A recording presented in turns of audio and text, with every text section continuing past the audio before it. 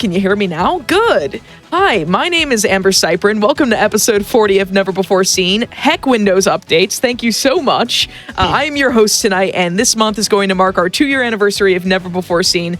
I've been thrilled and very proud to have been bringing you 2 years of speedruns of games that have never before been seen in a mainline GDQ event.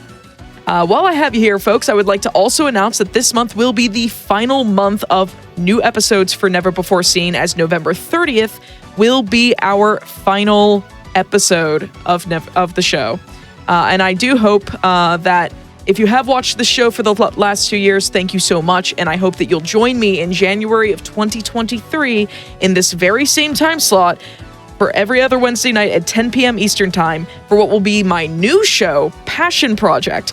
Passion Project is going to be a speedrun variety show that encourages anyone in the speedrun community to showcase the projects that they've been working on. Whether it's been a run that you've been grinding, or a new category or game you've been routing out, a finished task, or a segmented run you'd like to show off, I would love to have you on Passion Project starting in January of 2023.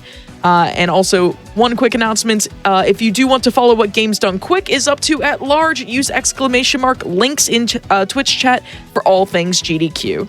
So, tonight here on Never Before Seen, if you have enjoyed the Sonic runs from Mercy Kill tonight, you're going to be loving what we have for you next. We've got 2 full-throttled, high-speed platforming games that'll scratch that same itch that the Sonic series likes to scratch. We've got Freedom Planet 2, followed by Spark the Electric Jester 3. I've got Revolution and the lovely Sabrina Diduro here with me tonight. Thank you both so much for coming onto the show.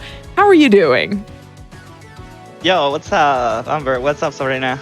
Thank you so much for the invitation, and I'm really excited about showing up some Nira.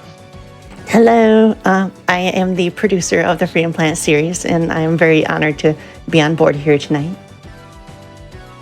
All right. Yeah. So you're going to be running Nira, who is a brand new character for Freedom Planet 2. Well, not new to the series, but new as a playable character. So I'm very excited. I'm very excited to have you showcasing the new character here on Never Before Seen. So feel free to give us a countdown. All right. As Amber introduced me, I'm Revolution, and this is Freedom Planet 2, the game Sabrina made, and it's actually awesome. Well, we have 4 characters. We play in 2 different modes, Adventure and Classic. Here, little look of all the characters, Lilac, Carol, and Mila, like the previous game, and Nira, that was actually a boss in Freedom Planet 1. So, okay, I'm gonna select Nira, but first, I'm gonna actually see the controls, I'm gonna select the difficulty, I play an expert, item routing, I think we can explain later. So, I can select the file, and the time is actually starting in like, I don't know, 5, 4, 3, 2, 1, go. I skipped the tutorial first. Let's go. So we have the first level of the round, actually, Dragon Valley. This was one of the levels already in the demo that was there a long time ago. Actually, that was a very long development time. Totally worth the final product, actually. Oh yeah, the Dragon Valley has been here since the very beginning, and it's got a few visual updates in the final version. But it's mostly the same, so the routing is like super fine-tuned at this point. And Nira in particular, like she's the powerhouse of the 4 playable characters. She's got slower but stronger attacks. But in the right hands, she's a potent boss killer. And like right out of the gate, I'm seeing some clever use of her focus ability, which is what that cyan-colored aura was around her earlier. And that increases the speed of her attacks. And by using her forward stab in the air, it increases her momentum. So she gets a lot of use out of forward air stabs. I have to get Bravestone there. There is a thing about the items in this game. One of the big differences between Freedom Planet 1 and Freedom Planet 2 is that we have actually an inventory here. So we have some items. And routing the items is actually important because some of them actually give you some very good advantage when running through the levels. One of them is, for example, the gems I'm grabbing right now are actually a very important part of the routing because that's the currency used to actually buy the items. So you can find hidden gems through the stages, or just collect a lot of crystals and enemy cores and exchange them for gems. Yeah, gold gems are used to purchase items in the classic mode shop, And there are also some items that are in treasure chests and stages that will be collected later in the run. So the items I'm using because of the difficulty are actually double damage and no revivals. There's a tech about reviving when you die that is a totally brand thing on Freedom Planet 2 that is actually awesome. Oh, by the way, boss fight. Yeah, boss fight. This boss has two weak spots on its claws, which Nira can take good advantage of since she has such large hitboxes on her attacks. And that was a clutch one, by the way. I have no revive, so actually dying there would be actually painful. This is one of the costs of actually playing in the expert mode. It's starting with these items, but having a very generous bonus on my gems. I'm getting 80% more because of this item set. So I just carry the same for Shinlin Park, second level. Shinlin Park is actually an amazing level. I was really excited when I saw it the first time it was actually shown in one of the dev streams. Oh my gosh, yeah, this has gone through a few visual updates since the early days as well. It is, of course, one of the first levels that we made. It's got a lot of variety to it as well. Like, it starts off in, like, the city area, and you later go onto a cruise ship. So we have several objects in the game we actually take advantage of. Oh, don't miss the train. Okay, I'm gonna just do this. To restart the cycle of the train, I got some unfortunate moment there. So I can just get the next train. Oh yeah, I noticed that. Like, if you ride in the train and then jump off it at the right time, you can, like, transfer the momentum of the train to you. Ooh. Speaking of never seen before, I never actually fell off fountains. Stuff that happens. Well, something funny about Freedom Planet overall is that you can see sometimes the bosses actually in the middle of levels. Oh yeah, I loved doing that. I loved having the bosses like show up in the middle of the stage, to kind of like attack you briefly before escaping. Unfortunately, we cannot actually deal damage. I mean, we can hit them, but that is actually not giving us any advantage in the fight later. Actually, that was the thing in Freedom Planet 1. I remember in Trap Hideout, actually. Oh, nice. I got actually some lucky enemy throw there, and I got the fire shield next to it. So there are many shields. Also, this item I'm picking up now is actually a very important one. It's another Bravestone that actually gives me a gem bonus, but that is not actually the most important part of it. This is not the route. This is not the route either. Well, but I'm gonna get more gems, so this is actually time save for later. Yeah, the item that you just collected was called No Stocks, which makes you start a stage without any stocks, if I'm not mistaken. Yes, actually that is very useful because there is an item we can collect later in the run that is called Payback Ring that actually boosts your attack a lot if you have no stocks left. So it's actually a very good combo. That is pretty much the main combo I'm gonna use in the late game. It's a good combination, especially if you want to use the potion slot for something other than attack power, since Payback Ring plus No Stocks will give you an immediate attack boost at the start of the stage. Oh well, I'm gonna just do this loop. This loop is actually possible to skip, but I'm actually running low on health.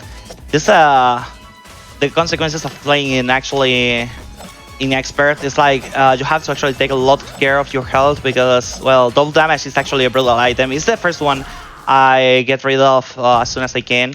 Actually, I could have done that. I forgot that I got time limit. So well. Okay, yeah. For fighting the bosses, actually, as Nira, the most efficient combo is usually this, for air objectives like this one. Yeah, her forward stab, it has a very narrow hitbox, so it can be tricky to land, but once you do it, it deals high damage compared to her other attacks. Yeah, depends a lot. What you say about the hitbox is actually very important. In some bosses, actually, I prefer using other attacks with a more generous hitbox, just because it's really hard to actually land a hit. For example, Lightning Tower later in the run, that one is really complicated to actually land a hit. So now is the first shopping. The first thing I want here is super. No, don't buy that. No, don't buy that. Okay, that one. Super feather. That is an item that actually gives me more height when I jump. This is actually core for Nira. Yeah, I've seen that Nira like benefits a lot from the super feather potion. Yeah, definitely. It's more a thing about balance since she already has very good damage overall in the base, so she can actually fix other things like, for example, not having so much vertical momentum with it. So having stronger jumps is actually very helpful overall. So it's pretty much the core in every level that is not just a boss fight. Also, that was a really clean spider. Oh my gosh, yeah, oh, that was so fast. And an interesting fact about this stage, Avian Museum, this was actually the very first stage that we made. Oh, really? Like, even before Dragon Valley. I wouldn't have been able to tell. Yeah, this stage was actually part of the very first prototype that I worked on with Christian Whitehead. Oh, wow. Oh, I actually was not paying attention. I almost got squished there. I was actually very lucky, I'm gonna say. Oh my gosh, I mean, that is the strat I usually do, but that was a lot more dangerous than usual. Avian Museum is actually a very fun level because you can get squished in many places if you don't take care. There's a lot of cycles and things that are actually very complicated. It's actually very challenging for a first level. For here's the virtual reality area. And actually, that was another clean spider. I might be on pace of Gold Split. Nice. Yeah, the spiders can not only be attacked directly in order to defeat them, but you can attack their weak points in order to break their web in case they fall. Okay, never mind. I actually saved the Gold Split thing, and that's the classic curse of speedrunners. Oh, but well, the cycle actually afterwards was clean. I really liked how you ran down the 45-degree angled slope and like jumped off on it just the right time to get a ton of speed. So this is Kakuan, this is the boss of this fight. So another thing I do actually is alternating. Oh damn, I almost got the face down there. Oh yeah. That saves actually a lot. And well, the thing is that another thing I do, for example, is using this ice ring movement to actually save time. Something important you'll probably already notice is that you can actually finish the level not just beating the boss, also you have to take the star card. And this is actually a kind of interesting thing overall. Yeah, like the level ends when you collect the star card, not necessarily when you beat a boss. So I'm gonna buy this item now. This is Elemental Burst. This is an offensive item that helps a lot to clear bosses in the early game. I'm gonna buy this for Siguala. I'm not using it in Avian Museum because there is a wrong interaction with the boss that can actually get frozen for some seconds if you have it. So yeah, we still haven't figured out how to fix that. Yeah, it seems complicated, but the solution for now is just not use the item, and it's fine actually. It's very good for my routing, so...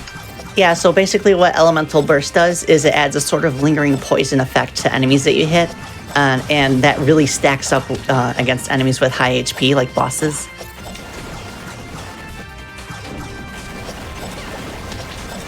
Yeah, you were not kidding about Nira's damage output, by the way, because when you do get to a boss or anything with a health bar, there's the occasional move. It's usually the forward stab that just absolutely melts that health bar.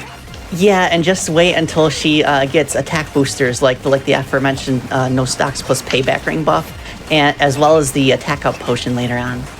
Yeah, there is another attack up potion that is pretty much the one. I think every character actually gets benefit from it. Nira is not an exception, just that for levels overall, it's better to have a... Actually, that was a really nice mid-buff. Yeah, like Nira is the slowest character, but like with attack buffs, she does so much damage that for a full run, it doesn't matter as much because like there's a lot of boss-only stages, and she really shines there. Okay, so this is a trick I did not expect when I first saw it. So Nira is going to run across the entire bottom of the airship and like all the way to like the lip right in the front, and then once she gets there, you'll see. This is great. Oh my goodness. I did not expect this to be possible. She changes the speed depending on the degree of the slope, so that's why I actually use focus just to use the stab on the ground. And once I touch the ground, actually I'm gonna respond there after touching a kill plane, so I can just use this. If you do Thunder Ray, that is the up special movement, after touching a kill plane, like just a couple frames, you have window, you get an infinite thunder ray, and well, this helps me to get to the top. This is why Yeah, for some only reason- Nita actually can do this. For some reason, the falling death, if you like time an up special, she gets stuck in that animation even if she doesn't have any energy to use the ability, and she can basically fly. And that lets her skip the whole inside of the ship. Absolutely incredible. Like, we had people in chat going like, excuse me, what? That's a really fun one, yeah. And that was Corey, Carol's sister, by the way. And Yeah. she's now just leaving. For anyone Actually, I who's have a thread. asking when this game came out, it came out in, I believe, very early September of this year. So this is still a very new game, and It's a really fresh game, yeah. Yeah, it came out in September 13th, so like almost exactly 2 months ago. yeah, and the fact that things have been found from what I'm seeing in chat, like serpentine boss skips with Carol and Lilac have been found. That absolute nonsense from Revo that you just saw, that was found. To be fair, the Carol one was actually already found, and then I only found the Lilac setup. Oh, wow. The Yeah, Carol it's very- people is actually very active. Actually, surprisingly, for those coming from the first game, Carol is so far the most popular character on this one, That's really which cool. is actually incredible. Like, considering that, like, she was very, like, underpowered. Like, the first game was very obviously, like balanced to Lilac specifically, and, like, we really, like, sensed some, like, imbalances for Carol and Mila. So that was one of the reasons, that was one of the reasons I was really excited to work on a sequel, is because it gave us a chance to kind of, like, iterate and refine on the abilities of Carol and Mila, and I'm really happy with the way that they turned out. Oh yeah, like you should be like very proud if you're, I'm sure you are, but like you should absolutely be proud Why of did- like how this game came out, and just it's such a good play and is a great refinement from Freedom Planet 1, which I loved dearly. Like, I love Freedom Planet 1 to Wait, bits. it's actually fine. And just Yeah. like this game is like, it's really come into its own. Oh, thank you so much. Yeah, it's been really cool, like, communicating with, like, someone like the seasoned FP1 players to, like, really help take the character abilities in the sequel to the next level in a way that makes sense for them. Yeah, like it not only makes sense for like the people who like come from Freedom Planet 1, especially the speedrunners, but also like it's so intuitive for casual play as well, which like the movement's just very fluid. It's very enjoyable to explore the levels. It's just like, it's such a good casual game too. So if you enjoy like the movement that you're seeing here that Revo's doing, for folks in chat, like consider picking the game up and playing with any of the 4 characters, because they all have something different and unique to offer. Yeah, absolutely. Each character is so different, and it's just really cool how, like, each of them can get through the same set of stages, and they have, like, different approaches to different challenges. It can be very tricky to balance, but we did an awesome job. I think our team did amazing. Oh, absolutely. And the voice acting is really, really good. Like, I know we're skipping a lot of cutscenes and everything, but the voice acting is top notch in this game. Oh my gosh, Definitely. yes, I love the voice acting. Everyone, like, you could tell that everyone just, like, loved their roles Oh, yeah. if you play the adventure mode. And Dawn Bennett was the not only like was originally from Freedom Planet 1 as the voice of Lilac, but reprised her role, but was also the voice director for this. Is that right?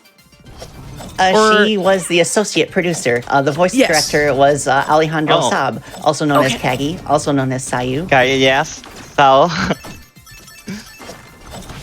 Yeah, like it had an all-star cast and everything, and y'all got like Christopher Sabat as well as a voice actor Yeah, for this. Christopher Sabat. Oh, Sabat. Oh my gosh, we actually did our recording at his studio, Okratron 5000. Oh my god. That was really nice. Like, I can't thank him and his recording team enough. Yeah, because he was a Skull, right? Yes, he is the voice of Pascal. Just such incredible work, and oh my goodness, I just really like how this fleshed out the story a lot too. So it's just like yeah, it's really enjoyable. Yeah, like I'm very grateful that we had like an actual writing team this time, and it wasn't just me writing by the seat of my pants. I'm very familiar with just kind of winging it. Oh yes, absolutely. But it did turn out better than expected. Oh, why did that? Actually, there's a trick there. I might have tried that. Okay, so like plane switching skips or something. Well, now in the end of our graveyard, we have one of the most healthful bosses. I don't know if that is even a word, but it has a lot of health. It's really complicated to it. But it also has a very large hitbox, so it's pretty easy to yeah, it depends on the phase, but actually it's a funny boss to actually play. This phase in particular is really annoying. It's the way it moves in the fly shape is actually very unpredictable sometimes. It's like actually dodging, and you're not used to your bosses actually dodging and speed running. You're used to actually know their patterns, so this is kinda interesting, but actually there are ways to manipulate. And no, actually, this was a very good road graveyard overall for full game run, because actually I took another gem. But we're gonna stop that path and go this way instead, just to save time annoying. I still don't have the attack potions I need for the level that is coming up there, so I'm just going this way instead and saving some time doing first all the section I'm doing with all full jump potions. So this is Phoenix Highway, actually another very fast-paced level. Yeah, from what I saw in practice, the speedrun route through the stage isn't too dissimilar from normal routing. The trick is to just perfect the use of your character's abilities to shave off seconds. Yeah, very much. And getting the angles of these objects, because actually they can be really tricky. But very intuitive, if you ask me. Oh, there is another thing, and there are these kind of ramps. They give you forward speed, but if you jump in the moment you touch them, you can actually get high from them. I actually failed to do that, but well, it's exactly jumping the moment you touch it. It's just so cool, like to watch your players discover things that you never even thought were possible with your own game. Yeah. I mean, I have not really much of a story as game developer, but I'm getting on it, and I'm really excited when I see people playing what I'm doing. So I hope you're having a good time here. Oh my gosh, yeah, I'm having a blast. I never actually take that drill, but it works. Nice. Someone in chat going, wait, you can just do that? Yeah. I love having you can do that. Those reactions in chat. Sometimes I have them, honestly. There are more things you want to see being done, so this run is actually very long. Something I was actually telling Sabrina earlier when she joined is that I was really surprised about how full of content this game is. We were waiting for Freedom Planet 2 for like 7 years since it was announced, and honestly, I got in shock in the moment it was out. Yeah, I was extremely hyped when the initial like announcement came out way back in like what year was it? Time is a concept. I believe it was in 2015. That sounds right. I remember the announcement dropped and I was with a friend of mine who I got into Freedom Planet because like there was a point where I picked up Freedom Planet 1 on the Humble Bundle on sale, or Humble Bundle's website on sale, around the holiday season, and just got like a bunch of people into it because I was like, hey, if you do you like Sonic and Mega Man style and like other like Genesis inspired games, play this. Just play it. Like, oh, thank you. And I just remember the announcement trailer for Freedom Planet 2 dropping, and one of my friends and I were sitting there watching it on my phone, and I was just like, oh my god, a sequel is happening. Oh my gosh, yeah, like the animated trailer was made like pretty much almost entirely by Dan, and like he did a really amazing job. Like we even used footage of that original announcement trailer in our final trailer, so it kind of came full circle. Yeah, it has been really cool to keep an eye on the development process of this game. Like what you have like shared on like the Galaxy Trail Twitter. I didn't say it. As well as like the Freedom Planet. There was a website for this game as well, and just like being able to read about the characters that would be featured in the game. And I was like, wait, Carol has a sister? Because Carol was my favorite character. Yeah. I was like every, very excited. Every protagonist has their own rival, essentially. Yeah. Like I really, really enjoyed that. Like, because Lilac obviously has a Murga to worry about, and then of course there's Mila and Serpentine. I haven't played Nira's story at all, but I assume She has actually rival is- her own arc, and it's actually very funny. I'm not gonna spoil it, but in the classic mode, actually, just watching this run, you're not getting spoiled of all, I think. I'd recommend actually playing it. Oh yeah, like the story is like genuinely really enjoyable, and the voice acting is just a joy to listen to the whole way through.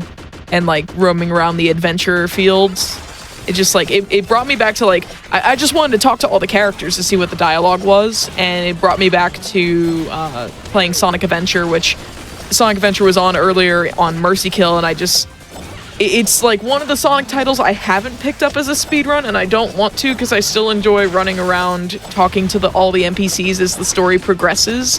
Like, oh, this major event just happened. Let me go see what this NPC wants to say. And they all had their own stories to tell or their own reactions.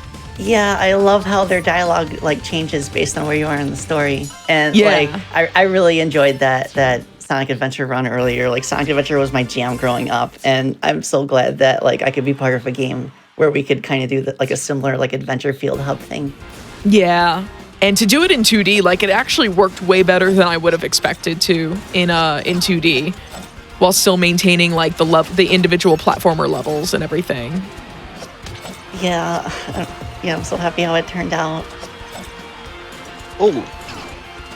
And if y'all So we're enjoyed, another- go ahead. Yeah, we're in the Battlesphere now, which it's not like a traditional stage. It's actually like 4 mini gauntlets together, and like once you clear off all 4, then you get the star card for the Battlesphere. Yes. And by the way, to unlock the next path, I need to actually get all the cars from this section. So, well, this is one requirement, all the challenges. The first one is the beginner's gauntlet. That is just some platforming. Has some hiccups, but overall very well. Now we have one section to actually eliminate enemies. It's a full minute full of just doing some attacks. Yeah, Battle Royale. Honestly, I would lie if I say I have this really, really well routed. The only thing I do is this attack, that is the hammer drive, the down attack, that is the attack with the most generous hitbox, because actually it's good enough to kill most of these enemies. I actually used to use attack potions for Battlesphere, but then I realized that it was actually not worth it. It was a lot better having jump potions for the couple levels that are platforming. Yeah, and changing the zoom level actually helps quite a bit for this challenge, because the attacks of the AI-controlled characters need to be on screen in order to damage enemies. Oh, actually that makes a lot of sense, and that explains why I was not being really consistent at sometimes. Because I'm using now the time limit, and I'm not sure if I'm gonna make it. I don't think I'm gonna make it. Yeah, the part time is actually very hard for this all. Oh, yeah, but they made it. It's because the time limit for all Battlesphere challenges has to be the same value, and we just set it to 1 minute. Okay, this is a funny one. Actually, the start is funny. I'm not sure if you saw it, but yeah, I like this part, the triple freeze. that is actually very funny. The third challenge Just, is another press Battle Royale, the but frame one. you're fighting all your friends. And Lilac is really good escaping. Oh my gosh, yeah. But that was actually really good. This saved me like, I don't know, a lot of time. And my PB, I got to 44 here. Yeah, you didn't even need to lay any ice spike traps. Yeah. And now we have the Colossus challenge. That actually, it was supposed to be many possible outcomes here. I forgot to skip the cutscene. Yeah, originally the plan was for him to randomly pick from 3 different challenges, but we just decided to go with the race. That's fair. Well, the race is very similar to the beginning gauntlet, so except that you're running against Kalo, but don't worry, Kalo is actually not really fast.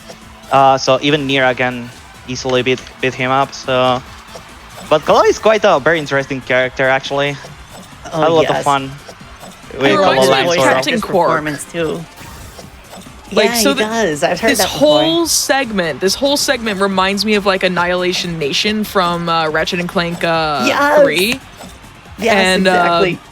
and That also is the the same fun. segment in like the Megacorp games back in like Oh, this is funny. Going Commando, and just like Claw just really strikes me as almost like Captain Quark tier character. Yeah, so what we just saw there was a glitch with the race where on the final lap only, you can backtrack a few steps and it counts as a full lap due to the way the level geometry wraps around.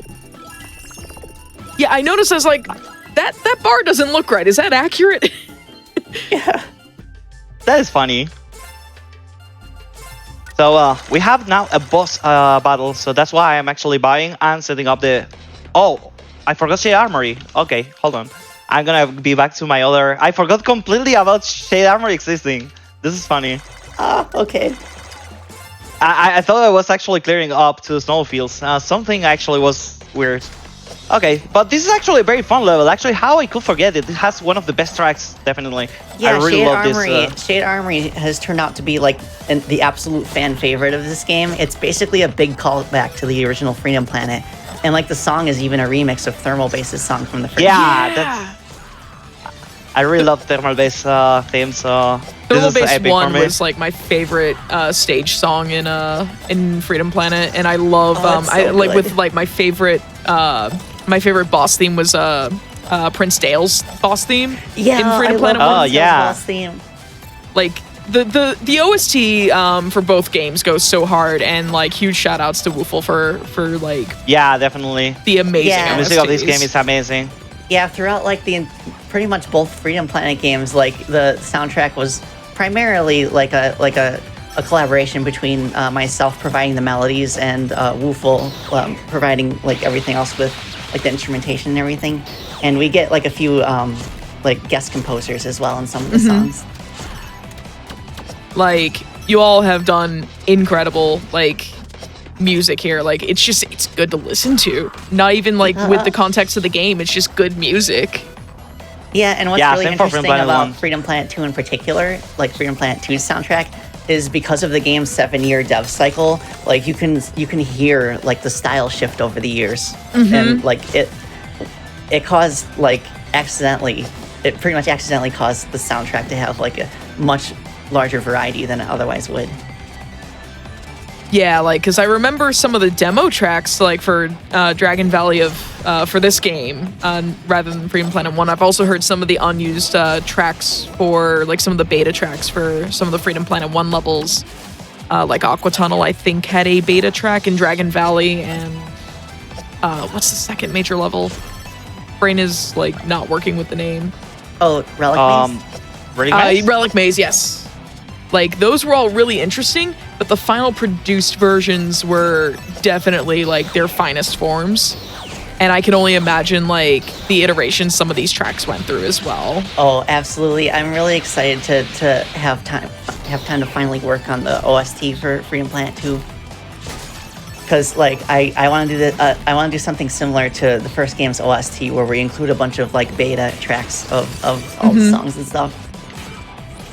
Like, I am absolutely looking forward to the OST, like, in full dropping, because hearing beta tracks, I love beta tracks from, like, anything that's scrapped from a game's development is so interesting as well. Yeah. So Oh, this yes, is another boss that is actually really challenging. Spider Syntax has like very small hitboxes, so you have to really calculate your attacks. Yeah, she has 3 phases, and each of them are have a completely different way that you need to attack her. So she's kind of the closest that the game comes to a puzzle boss. Yeah, actually that was a very good Shade Armory. No, I almost made it look like it was not there. yeah. But this level is awesome. Actually, I enjoyed it a lot. I mean, all the music is amazing, but it was the first level I actually entered and I say, wow, the soundtrack is so good, but it's particularly because I love a lot thermal base, and well, gave me a lot of memories for many reasons. Well, Then glad to hear now that. the actual fight now is here. So this is a strat I use usually for fast-moving enemies, like in this case serpenting. Oh yeah, focus really comes in handy here. Yeah, Down slam it does. so much damage, and with focus on, it has the speed of like Lilac's attacks. Yeah, it goes very fast for the hammer drive attack, so it's actually very good DPS. This is not the only fight, but it's a very situational scenario. Normally, I rather using this, the speed drive attack, but for some enemies, it's just too good using focus with that. Yeah, for Serpentine's second phase here, he blocks when he's on the ground, except when he's shooting. So as long as he's attacked while he's doing something else, then you can hit him. Oh, that was a really nice kill, by the way. He didn't even get a chance also- to use a nuke. Wow. Also, this. I know a lot of people that actually fell on that one. Oh yeah, I didn't. While I didn't. he's exploding, he tries to get like one last hit in to try and knock you out. So more shopping. More So shopping. what are we buying? We're buying one hit KO. Yeah, one hit KO, as you can expect, forces you to have an empty life meter for the whole stage. And for we're the not gonna upcoming buy- Globe Opera levels, I'm assuming that you're switching to a combination of the no stocks and payback ring. Exactly. This is the time for this. So I can actually have a lot of damage having all jump potions. So this is actually very handy. Glow Opera levels are also amazing. I really enjoyed this one. Every time I play it, actually. Yeah, So yeah, that one, love I actually working on, reset the the run, intensity but- of these stages. Like these stages like combined are like almost like a final, not a final exam, like a midterm exam. Yeah, definitely. Oh, the glider failed. The gongs are also really epic. I really love the effect for them. Oh my gosh, yeah. The interesting thing about the gongs is that they use the same coating as like the regular springs, but they have such a different like appearance and sound that it feels like a new gimmick. Also, same colliders, or Yeah. interesting. So this is a new route I found recently that is going up here, but not touching that. So you can just use this, because if you use the up attack, the button drive, actually you can get some extra height, and that is a very cool thing Nira has. So Yeah, and depending on those ice how much skates. damage you deal, you get a lot of height, and that is actually very funny in some places. Oh my gosh, yeah. And the item that you just collected were the ice skates, which increase Nira's ground speed and also give her the same attack speed increases focus. Yep. So now we're entering the last part of the level. Let's see if I get the new strat I left. Another thing is that if you jump shortly on those platforms there, you can actually get a very small speed boost on some small hop, and that is actually awesome. So it's beast time. Yeah, this is Beast 1. Are we going ice fishing? Yeah, Looks it's like some dolphin strats for it. Okay, this has a very fast kill, but I usually use a mix of potions for the IL. Anyways, for full game run, especially considering menuing, is a lot more convenient for me just using all the jump potions, because this is the most default set I'm gonna use for most of the levels from now on. So now Glow Opera 2, that is some spooky vibes that I actually love too. Oh my gosh, yeah. Like the main gimmick here is like the teleporting mirrors, and for this first area, it starts without power, and you have to power it up in the next room. We do have a question in yeah. chat from Argic. He said, question if it's possible to know about why Ah? Ah is a perfect rival to Serpentine, especially in the jungle. I'm not sure what the question is, Argic, but yes. Why is he named Ah? Like, cause like I know this, like there is a dialogue that explains why his name is like just Ah in the game, like story-wise, but like Cycle? Okay, don't blink. I love that strat. Shout out that's to awesome. Pansu, one of the runners of the game that actually found that strat and really loves it. And well, it's really cool. Normally there is this global cycle. Depending on the times you enter that area, you're gonna get the upper route or the lower route, and that is the fastest thing for lower route. And now I got an impressive thing. Well, I never actually used that one, but it's fine. Yeah, so this So is we the have main, a puzzle. yeah, this is the main area of the stage. But basically, there's a giant boss door that was in that previous room, and in order to open it, you have to clear 4 of these 6 mini rooms, and each room is based on one of the previous levels. Oh, I almost made it with just a double jump. That is actually a very fast thread. Yeah, this is the Dragon Valley room. Yep, every level is themed with any previous level, but something funny is that you can actually just restart on checkpoint in the moment it blows on the ground, so, well, I can just keep going. Oh, yeah, I noticed that it's faster to restart from checkpoint than it is to actually walk to the exit door at the end. Definitely a lot faster for the level time, but just barely faster for the file timer. Ah, okay. Since, well, it's actually not really much what is skipping. It's just going downstairs. That is a little bit. And what is that enemy doing there? Wow. I made it work. Oh, no, menuing. Well, probably I lost the time that this actually says now. This is a funny one, actually. The one now. Yep. That was the Shenlong Park room, and this is the Sugata room, which is very short. And oh my gosh, I love the trick that's going to happen here if you. I hope it's going to happen.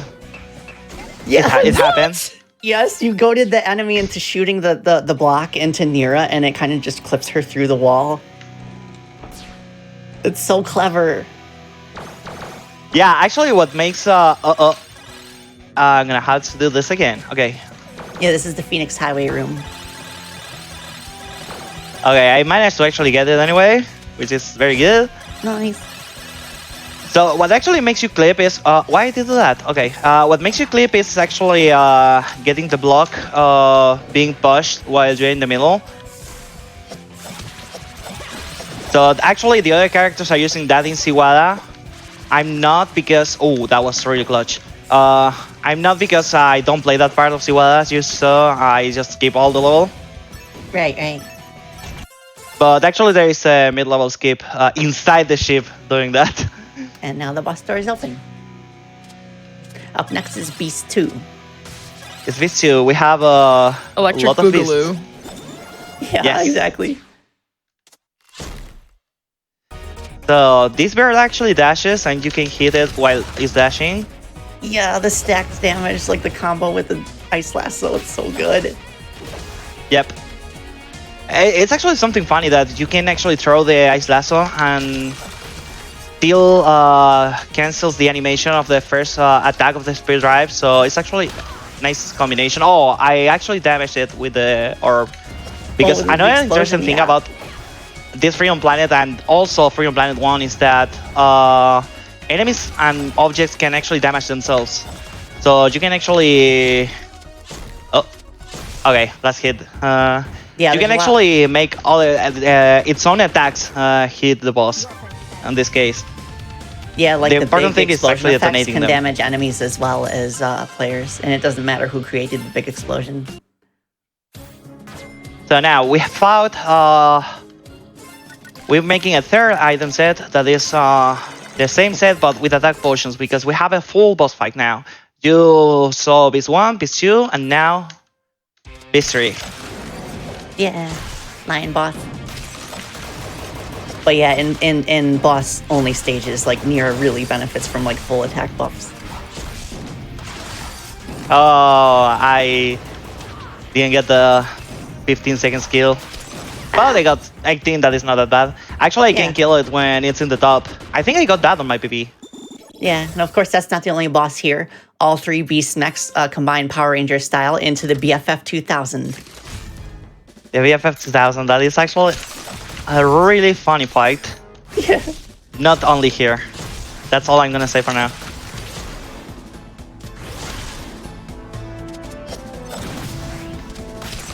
Yeah, this part of the game, like, it really hypes you up, is like being like almost like a pseudo like finale of sorts.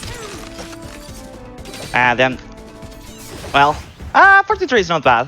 I mean, Nice. my best time for Someone- this fight is 36, but it's really hard. Someone Yeah, has all asked three of about the pilots there. like someone has asked. They were like they're not sure if it was said, but someone has given a theory that Oz name is a reference to arcade game high scores defaulting to just AAA. But like You know, the only one I who bet can he confirm actually does that. I Oh, like yeah. it just being Because like I know Like- like the reason why everyone just calls him Oz because like when he's asked his name he screams. But Yeah, exactly. like what is the actual reasoning behind just giving the name Ah? Was it just because of that? Like was that planned in the story or like planned when you were writing the narrative? Yeah, pretty much. It seemed appropriate given his like high energy personality. He's just like a screamy robot scientist. Like I just So- I enjoy the fact that it's like yeah he's named Ah because like it made sense. Yeah. It's like there's Also- no like super big reason for it. Oh, go ahead.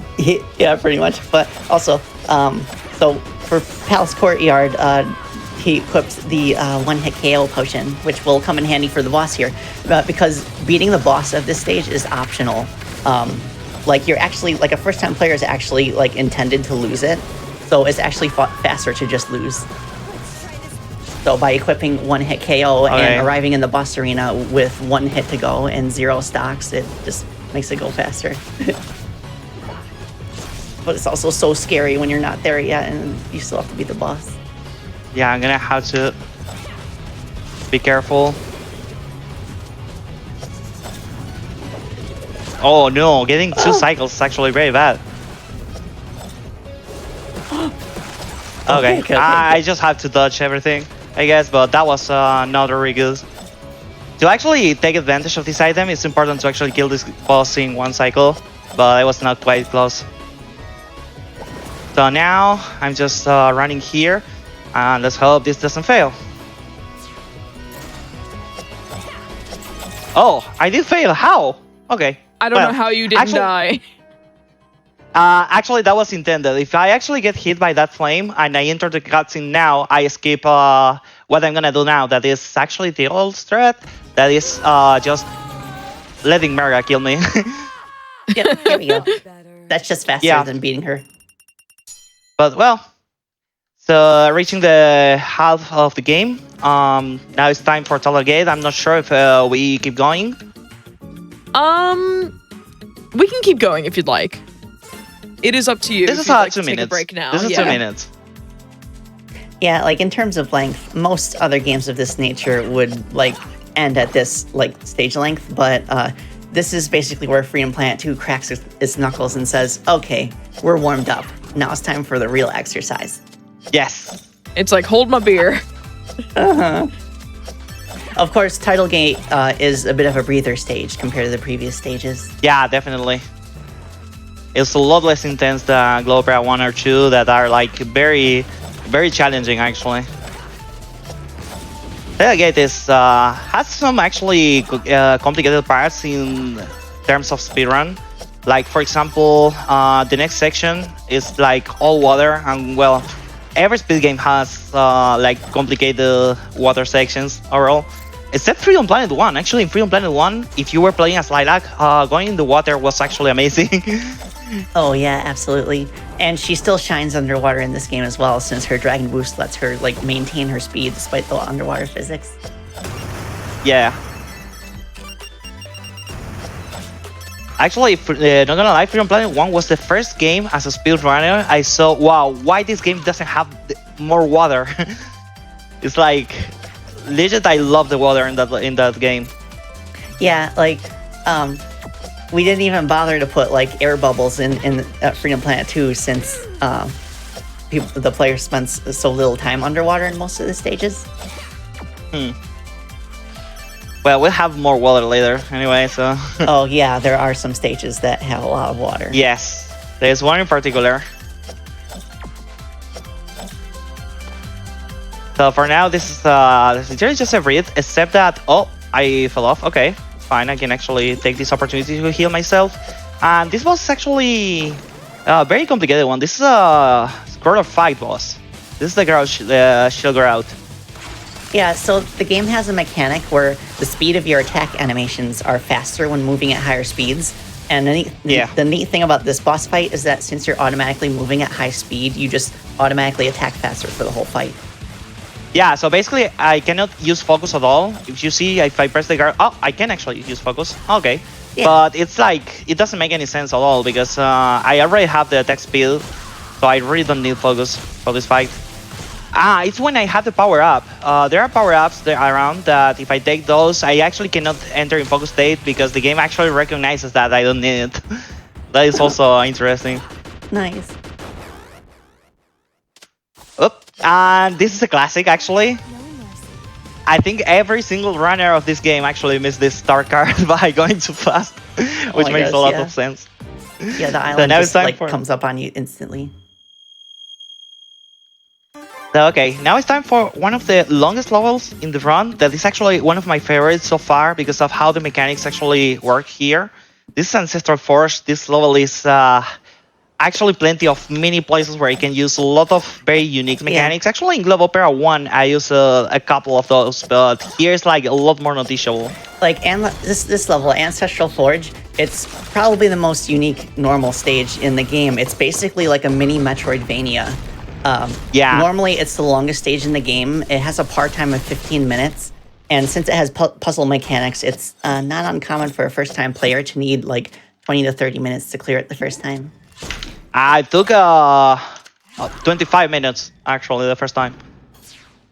Yeah, and it's really interesting, like, reading the comments about the stage. Like, based on, like, player feedback, it's either, like, the best stage in the game or one of the worst. And there's, like, no in between. Music. Oh, yes, the music is one of my favorites in the whole soundtrack. Okay, nice. Oh, I love this part. I love this part. Yeah, this is actually awesome. Waiting for the line cutters to pop out of the wall and then freezing their heads to use this platform so that you don't have to use, like, the beanstalk mechanic to, like, grow the beanstalks and jump on them. Oh, my gosh.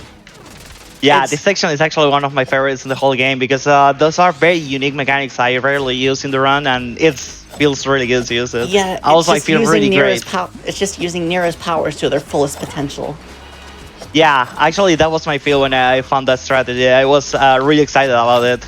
It's like you freeze the enemies. Actually, because I saw that Lilac and Carol and Mila have all three characters that skip there, and Nira wasn't able to actually skip that section. I was like, this is wrong, and I actually found out that you can freeze an enemy after you kill it.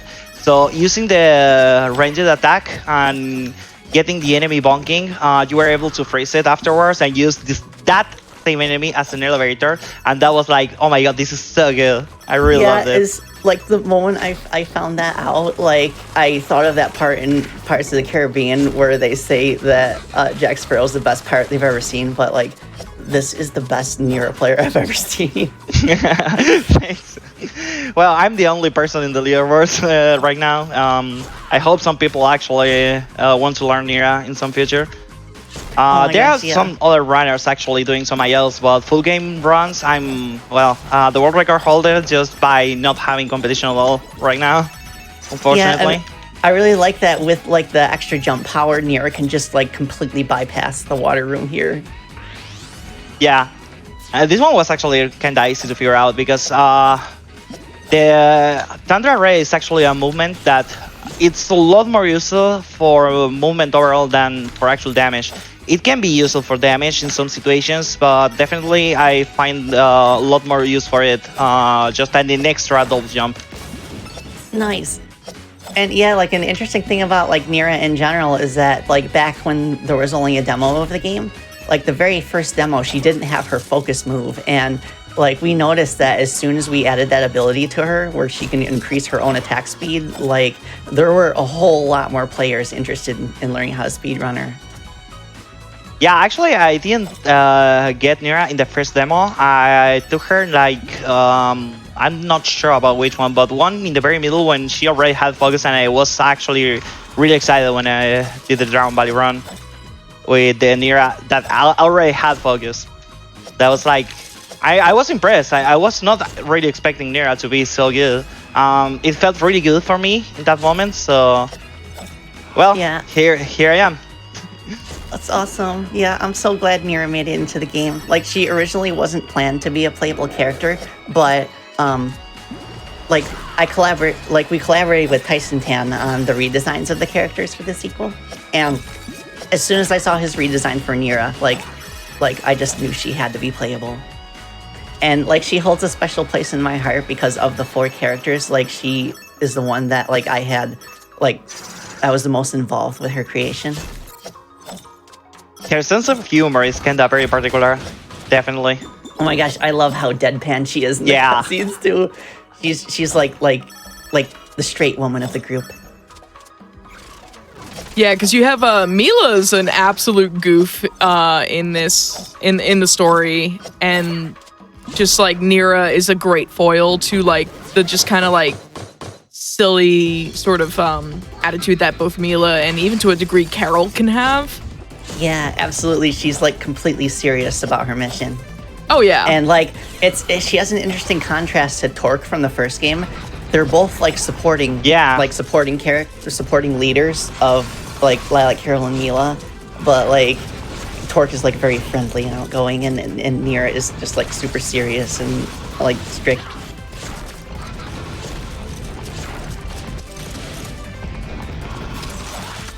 Okay, so that was kind of a look. Yeah, there is actually a face skip you can do. Actually, I'm not sure if you knew this, Arena, but if you kill the 4th phase of Nyausa when he's descending on their face, you actually skip all this animation, and Nyausa is just showing off during the fight with all the lava and the enemies, and you can just end the stage there. Oh, It's complicated. I didn't know that. It's really That's hard to awesome. get. It's really hard to get, for real. But yeah, 5 minutes and 20 seconds is very, very good for that stage. Yeah. Oh, Actually, yeah. my best time is under 5 minutes, but it's really complicated to get that, definitely. Yeah, and with that skip, I could save some 10 seconds more, for sure.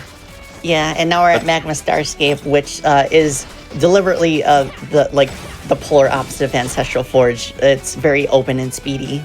It's like another speedrun stage similar to Phoenix Highway.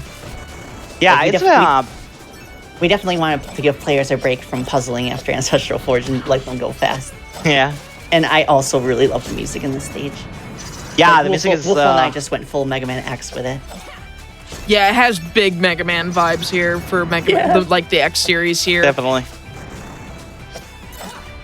Oh my gosh, yes. It's a very diagonal level, going straight up. Actually, this is a level also with many walls. I will say that this is a level perfect for Carol to actually shine. Yeah, I love how you're taking advantage of the wonky like wall terrain and to like actually cling to the surface and walk up it. So here we have some shortcuts. We can okay. We can actually mount the walls, and actually this Yeah, section so seems cool. to be actually designed to be played. Yeah, this lava pit up here is a place you can normally only get to by backtracking from later in the stage. So he's essentially going through this section backwards to go forwards. Actually, I have seen the maps, and I can see that there is a real lot to explore here. Actually, I found a couple crystals put like right in the before the boss, the star card, but actually separated by a camera lock. And that was actually very fun when I saw it. I was thinking, what was actually the people thinking when they put those crystals there? That was really funny. So if you are a complete... in order for the star cards to even work in the stage, we have to put it in the map somewhere. And like for some of them, I accidentally put it a little too close to where the player could potentially reach it. Yeah, but actually on this one is seems actually impossible to get there because of the camera lock. Right. But it is actually in the same place. I think this one is actually placed in the same place, like intentionally placed where you find it. Like it's that the initial position, I guess. The same, I'm gonna find it because actually after beating this boss, you have to actually do some auto-scroller part before you actually collect the star card. Yeah, this boss very trips up a chill. lot of players because, like, when this boss goes down, the level isn't over. You have to actually escape the rising volcano. Yeah, of course, no need to say that I'm actually very practiced at this. So don't feel bad if you die a lot on this boss, because I do the first time, definitely. So I can just do this because I have the fire shield and I know how to dodge the hits, but this boss is actually very hard to do casually. The first time was actually really painful. Yeah, we had to increase the amount of time that 100 Drillion takes to dig into the ground so that he's exposed for a longer period of time. And he's still quite challenging.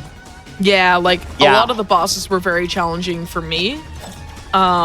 To the point where like I actually really appreciate the accessibility that this game has for difficulty and the fact that you can customize the characters with the potions and everything, because I actually did turn it on to where you have infinite stocks because I was finding some of the boss fights a little too challenging for me. But I was also playing as Lilac, who I'm not used to because I come from Freedom Planet 1, where I was like Revo and I actually met because I was learning Carol at one point in Freedom Planet 1 before I was like my hand health. Like the Freedom Planet 1 is a very fun speed game, but it is also very intense on your hands. So like when I realized it was going to be a little too rough on my hands, I was like, I need to like take a step back, but I still really enjoyed my time like learning the game that I in the way that I did. So like to see oh, go ahead. Yeah, we're working on a patch for Freedom Planet 2 right now, actually, that makes an adjustment to Carol's claw combo, where you only have to hold it down and she'll automatically keep swiping. Oh, awesome. Yeah, actually a big shout out for that, because it's amazing. It took nothing since player actually... Oh, this is bad. Also, spoiler alert, we're fighting Escal. Okay, I did. Yeah, it was hard, actually. I almost messed up. He has a lot of health, but he also leaves himself vulnerable for the whole fight. So with those damage boosts, Nira can basically tank through all of his attacks with the super armor effect on her attacks. By super armor, I mean like as long as she's in the middle of an attack animation, she won't go into her flinching animation when she's hit by enemy attacks. So that is actually one of the biggest strengths Nira have. For example, Lilac actually have a higher DPS overall than Nira with a couple movements, but the Cyclone, that is the movement that actually gives her more attack, is easily cancelled. So, well, at least Nira can very much not dodge at all if you get the good timing for the hit. So that's actually a big strength for her. Yeah. Also, I was gonna say that is the power type. Oh, by the way, I can do this. That like mini boss thing that we just fought with the four faces. Like I look at it and all I can think about is the Yu-Gi-Oh card Melkit the four-faced beast. And I'm just like, why am I like this? Oh my gosh, yeah, like this level has like 3 like mini bosses that are called Weatherface, and they have like a different combination of masks that give them different abilities to use. And like the goal of this level is a little unique. Like the level like is in like a loop. It goes in a loop, and you have to defeat all the weather faces, and that destroys 3 beacons. And once all 3 beacons are destroyed, then the boss of the stage shows up. Yeah, and for the boss of this level is that I actually have set on Mental Burst, because it's actually very efficient against this boss in particular. It helps me a lot to actually give me some room to actually miss some hits and, well, the extra still get a good fight. Comes in really in handy in this part. Yeah, definitely. So that actually explains a lot about why in a level that is hard combat, I'm using jump potions. It's like, it actually saves a lot. And Nira has some very decent damage anyway. Yeah, absolutely. Though my routing can be wrong. I mean, the game is still very new, and I think the only runner that actually routed Skybridge, so I don't know yet if this is the most efficient way, but it's what I found comfier for me, at least for sure. Yeah, it's really interesting, like looking at the zoomed out maps that the speedrunners have been collecting and studying. And like it really puts into perspective like how open and expansive some of these stages are.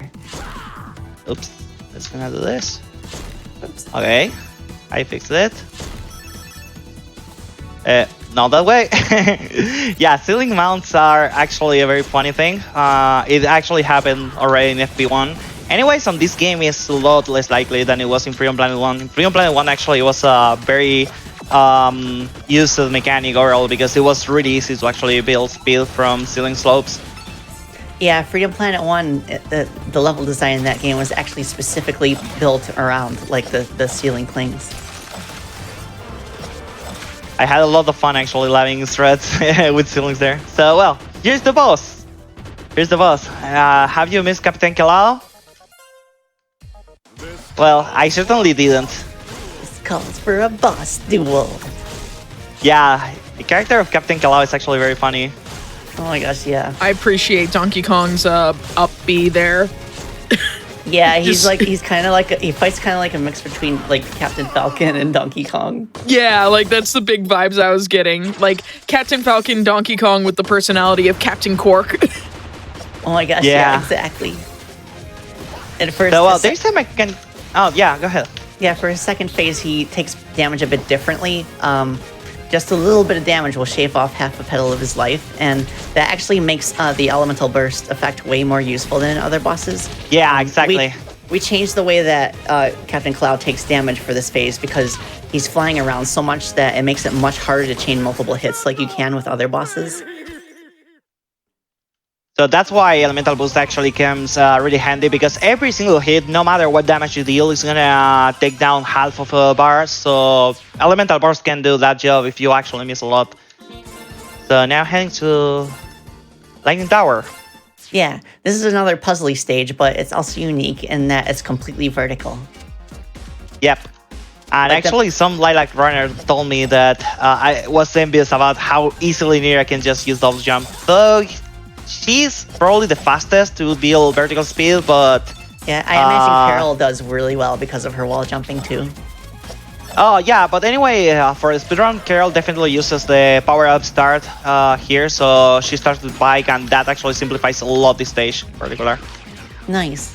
Yeah, like the main like gimmick of the stage is that you have these doors that you open, and you have to complete electrical circuits with your character's body, and sometimes by putting marbles in like the slots that you can fit into. Marbles are really fun. Actually, I have seen a lot of people trying to get some funny skips with them. For now, I only found one that is very small, but it's really funny to do. Yeah, I've noticed that the main challenge in the speedrunning community right now is figuring out how to get on the outside of the tower. Yeah, they want to be out of the tower with it. I'm not sure if that is even possible, but well, I will never say something is impossible, so... Yeah, never say never. It seems pretty airtight, but you never know. No. The one thing I've learned is, like, with speedrunning, never say never. What? Bravo! Yep. Never say never. Yeah, that is really funny to do. And actually not that hard. If you know exactly the position of the marble, you can actually do that very consistently. Oh no, I'm gonna get crazy if I don't pay attention. So basically what I'm doing is using the ranged attack that actually... After the marble is colliding with some wall or with another marble, with another solid object, it's actually starting to come to my direction. But I did that only to get down the marble. But after that, the funny thing is that when you go too fast, like when I use focus, the attacks are so fast that you can like just pass under the ball while you're just shooting. So in some moment the ball is put between you and the door, and well, magic happens. It's very similar to how the Siwada skip in Low Opera 2 works. Really similar. Just put a solid object between you and the character. I mean, the character between two solid objects being one a wall, and depending on what kind of wall it is. Why I did use the second puzzle there? Well, you just clip through it. Sorry for my explanation. This game is so intense. I'm doing my best, I swear. Yeah, it's all good. It's all good. Yeah, this you is basically the fine, final area. This is basically like the final room. It's a big one where like you have to destroy the second spider here, and then it falls all the way back down, and then you have to scale this section once again, but with all the traps now active. Also note that I'm taking all the, probably I'm already in overkill, but I'm taking all the crystals I can on my way because I still want to buy one extra item. Yeah, and the neat thing about the health petals is that if you collect them when your health is already full, you get extra crystals. Yep. So that's why I'm pretty much grabbing all that is on the way. I have to wait quite a bit here. Oh yeah, like you're so fast that you have to wait for the electric circuit to catch up. Yeah, it takes a while actually. I think I'm more than enough for what I want to buy, and this boss that is actually really challenging. Yeah, it takes place on the grind rail. This is Storm Slider. Oh my god. This attack. Nira's grinding animation is so stoic. It is so in character. Yeah. Yeah, I love her grinding It's so animation. edgy. It's like, that's not how grinding should work, but it does. Oh, that was she a doesn't very care. good boss actually. Exactly, like she just does not care. A really small hitbox. Yeah. So that was actually very good, Lightning Tower. Nice. Despite all half of the level me trying to explain how marbles work. So this is fast. This is Land Jungle. This is chaos. This is pure chaos, and I love chaos. Oh god. At This is the level with the back and forth between and Serpentine, right? Yeah, I Yeah. love it. I That love how is like in such a the highlight. cutscenes, I love how in the cutscenes they're just like the two kids arguing over toys. Exactly. But like It's so Oz, good. Yeah. Oz actually a child and Serpentine is just immature. Yeah, Serpentine's a grown heckin' snake, and it's just like, nah, you're just a child. Let's be real. He's like, no, your voice is annoying. So you have both characters actually fighting each other, and you're just in the middle, Yeah, picking like, the other sides cool or just thing about gaping for both. Yeah, the other cool thing about this stage is that like it has two different like factions. There's Serpentine's alien robots from Shade Armory, and then there's Oz robots, which are from like AV Museum and stuff, and Palace Courtyard, and they're programmed to attack each other. Oh wait, they are? Yeah, like if you stand around where like the Shade Troopers and the Aqua Troopers are, like you can see them fighting each other. I think I just like actually never didn't picked up notice on that that. detail. Holy buckets. I actually didn't notice that until you say it. I'm too Yeah. focused on just going past that. I actually didn't notice that. It's actually very interesting to know. Yeah, now that you point it out, it's like it's so obvious, and it's like, how did I not like notice that at all? Exactly. It's just like That's my tunnel thought right vision now. my way through the jungle. Yeah, you're just like right in the middle of this huge battle between two armies. So So this Ah is a very interesting boss here. It's our first proper battle against Ah, other than the Kakugan in AV Museum. And he plays keep away and drops homing bombs, which you can guide towards him to damage his capsule, and expose his weak point for, of course, massive damage. Oh, I got a hit there. Okay. And yeah, and you have to do all that while also dodging Serpentine. Yeah, thankfully Yeah, it's Serpentine kinda doesn't funny. launch his missiles unless you are standing like in above exposed ground. But if you actually like time it properly, you can guide his missiles into hitting Oz Yeah. well. And actually, that might be actually a complication sometimes. Actually, I just exchanged another gem for no reason at all. I only need 3 because I'm gonna buy the Metal Charm. The Metal Charm is, well, it's an item that actually makes you start the level with a Metal Shield. And also Yeah. transform all the shields in Metal Shields. It's very useful. In particular, I like this one just because of this level. Any shield actually could do the job for what I do after this level, but my preference is just Metal Shield because of particularly this level and Gravity Bubble. That is the next one. Metal Yeah, Shield I know protects one. against spikes, right? Yes, and there are so many other attacks that actually Yeah, Metal to take Shield is advantage. Metal Shield's also a lifesaver for casual players in Lunar Cannon much later. Yeah, I actually use a Metal Shield in Lunar Cannon first, but now I just use Payback Ring because it's a lot better.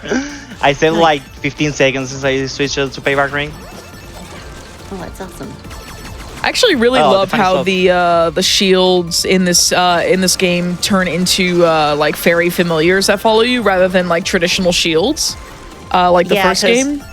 Because the thing here is that, like, since the characters are more like anime proportioned instead of like Sonic proportioned, like they were in the first game, I felt like a spherical like shield would have like look kind of weird, really balanced, and make it difficult to see the tells on your attacks. So we went with the shield fairy so that you can still see your character. Yeah, I really like it. It's basically like a guardian fairy, which I like a lot. I was like, this really fits the new aesthetic better than I think the spherical shields would have. So what just happened here is that he collected all 3 of the combiners for Beast 1, Beast 2, and Beast 3. And we are about to actually use the BFF 2000. Yes! This is very exciting. Actually, I had a lot of fun loving the fight with this level, and it's really interesting actually how you can optimize this. Yeah, the dash attack really comes in handy for moving quickly to the boss. It can feel a little awkward to go through this first area because it's built like with the player's character in mind rather than the BFF 2000. But once you get past this part into this open area, then like you can like really start to shine with the BFF 2000. So now we're gonna have a robot fight. Who loves robot fights? Anyone who plays Rocket Knight Adventures does. Oh my gosh, yeah, I remember the robot fight from Rocket Knight. Rock'em sock'em robots. Yeah, so he's basically taking advantage of all of like BFF 2000's charge attacks in addition to the normal attacks. Like as soon as Titan Armor cannot block. Wow, that was an insane fight actually. Whoa, that was a really good boss fight. Oh my gosh. What was that? It requires like a lot seconds? of timing. It was like a 15-16 seconds fight, yeah. It's a really fast one. My best fight actually in Battlefield was 15 seconds. And I think that one of my Nalao Lake segment level was like 16. Nice. So that fight that just happened, I soft locked on in my casual playthrough because I killed Serpentine almost entirely off screen. On the left actually, edge that happened could not to me. reach it. Yeah, I couldn't reach the star card, and I was like, "What? What? No!" Because I spent so long on that fight. Yeah, we've tightened that up since then. Hopefully, it should be a lot less likely now. Yeah, I haven't done the fight since, but like I figured, I was like, this is the thing that is going to be caught and is going to be fixed, I'm pretty sure. So I'm really glad that it has been. Yeah, we're getting close to the end game now. This starting with Gravity Bubble here, which is like Gravity the Bubble underwater stage.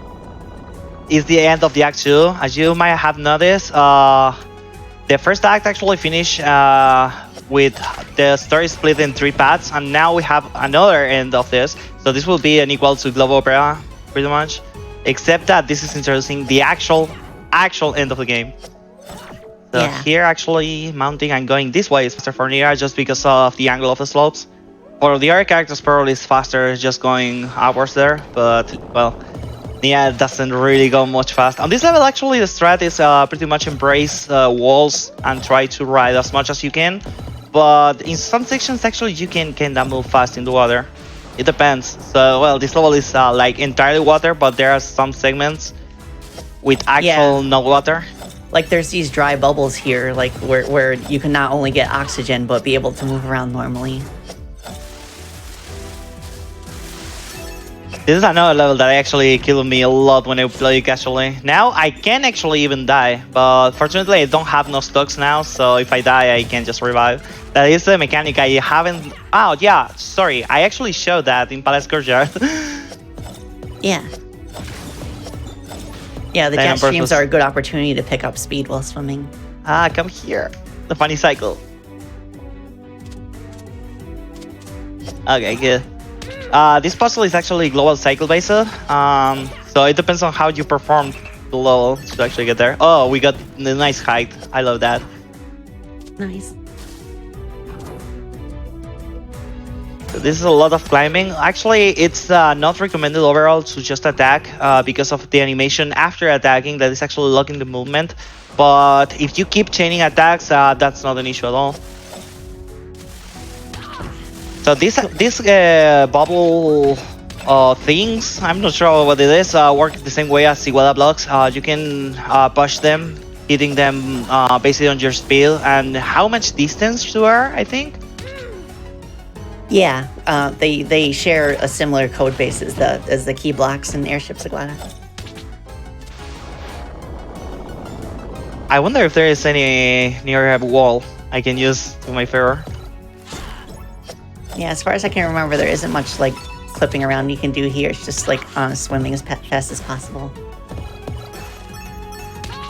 Okay, so we're actually about to finish Gravity Bubble. Actually, reaching the final cutscene of the level. This is actually very okay for me.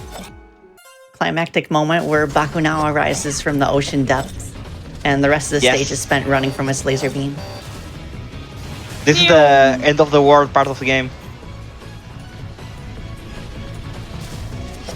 There were a few people in chat like complimenting Bakunawa's model, like just the way it looks. It's so good. Yeah, it's a 3D model, right? Yeah, exactly. Like it's like a low poly 3D model. Yeah, it gives kind of like a Mega Man Legends vibes in terms of low poly.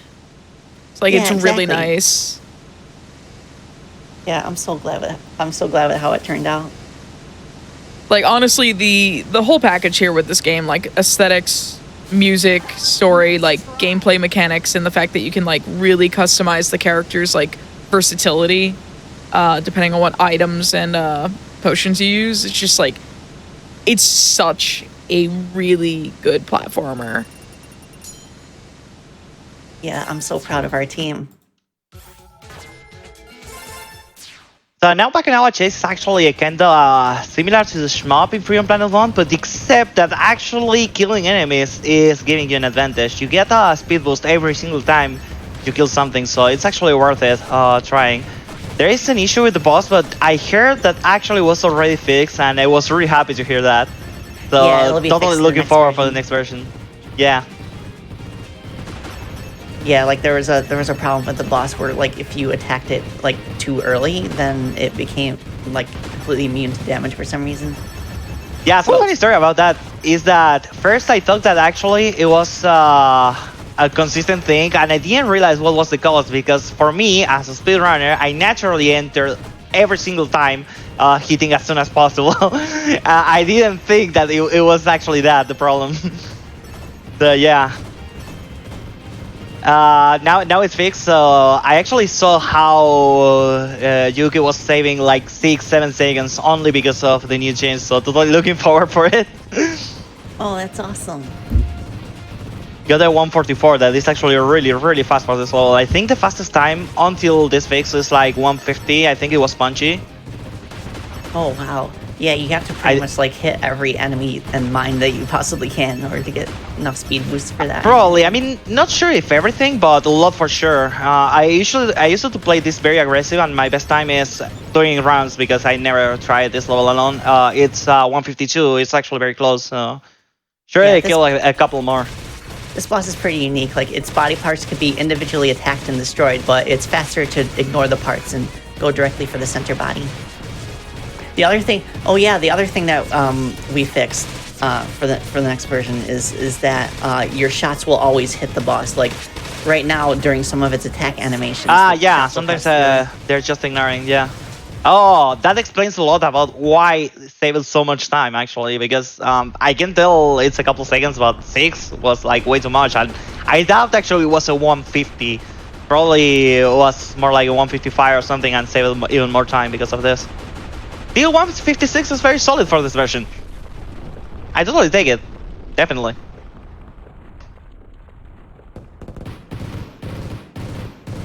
So yeah, speaking of the new version, I actually heard you talking about that earlier, but I actually have to personally, and in the name of the community, say thank you for listening so quickly to one player that actually had a big concern about hand pain and well, mashing techniques and stuff like that. Seriously, I was really impressed with how fast the team actually reacted to that. So in name of all the community, seriously thanks to you and all the dev team for that. It's actually impressive. It's amazing. Absolutely, not a problem. We do our best to make sure that our players don't feel compelled to sacrifice their health in order for like speedrun tricks, because that can definitely be like a big concern with classic games. So we definitely Yeah. want to do our best to try and avoid that. And like if all else fails, then I personally feel that the use of turbo controllers should like be absolutely okay. Yeah, normalizing then things like that is important, and like indie devs, like, or developers in general, like when they interact with the speedrun community in a positive way, and also like not even just the speedrun community, like just the gaming community in general, and responding well to like, you know, calls for action for accessibility in gaming, like it's just so appreciated when folks like me who have like hand health issues are listened to and actually taken seriously. So like seriously, thank you for that. Yeah, absolutely. And like I also hurt my hands pretty bad earlier this year as we were wrapping up development of Freedom Planet 2 in the final months. And I've been taking better care of my hands since then, like wearing braces and stuff and making sure not to like type too aggressively. But I really have to give a shout out to our programming team for like really helping with the workload while I was recovering. So thank you so much. And also about this stage, the shmup level was named Bakunawa Chase, and the name of the stage is Bakunawa Rush. That is a deliberate nod to a Final Chase and Final Rush from a game that I'm certain our audience is familiar with. My very first speed game, actually. Actually, it was your first speed game? Sonic Adventure 2 Battle was my very first speed game about 11 years ago now. Wow. Oh, that's I didn't know awesome. actually it was your first. I was completely sure you speedrun only Sonic 3D Blast actually. No, like you, of course not. around the time that like I hadn't quit running SA2 seriously by the time you and I met, like tangentially through Freedom Planet 1, but like it was around the time where Speedathon, which is the big fundraiser to get you to AGDQ, happened, and how I met my partner. That was 3D Blast, and that's when I was taking that game seriously, and it became like a meme for like 2 years of my life, where I was just the person who ran 3D Blast. I think I forgot how to do this. Oh, I think Okay, I know let's what you're go. about to do. So you're using This is the what we infinite- call layer clip. using the infinite What? flight trick again after swapping to the second collision plane to basically move past the rest of the level. So basically, And- I'm in another layer. So that's why I'm not colliding with anything. Yeah, I've For seen now. speedruns of the other characters that benefit a lot more from plane switching like this. Yeah, but Lilac in particular. Nira's is more situational since her like infinite flight thing is slower than Lilac's Dragon Boost, for example. Yeah, this is barely faster than playing the stage. It's like only 5 to 10 seconds. And probably because I didn't really route it so much. The game is still very new, so I still haven't have enough time to actually route all of it. So basically, when we're in this state, we need to touch the checkpoint and restart in order to actually get back to the stage normally. So now, Shoutouts to the Sonic Spinball flippers there. Yeah. The stage kind of turns into a pinball level like halfway through. And this is a rematch against so basically here, similar to Sulon Jungles, you have to actually wait for the moment is actually showing up to hit. Also, I love how like if you hit him with Elemental Yeah. Burst, it gives him a bit of a cold and he keeps coughing. Yep, because every time you hit it's actually cogging, and because of Elemental Burst dealing permanent damage, well, this happens. It's actually very funny. So you can use those things to actually expose earlier. Just So close. moved.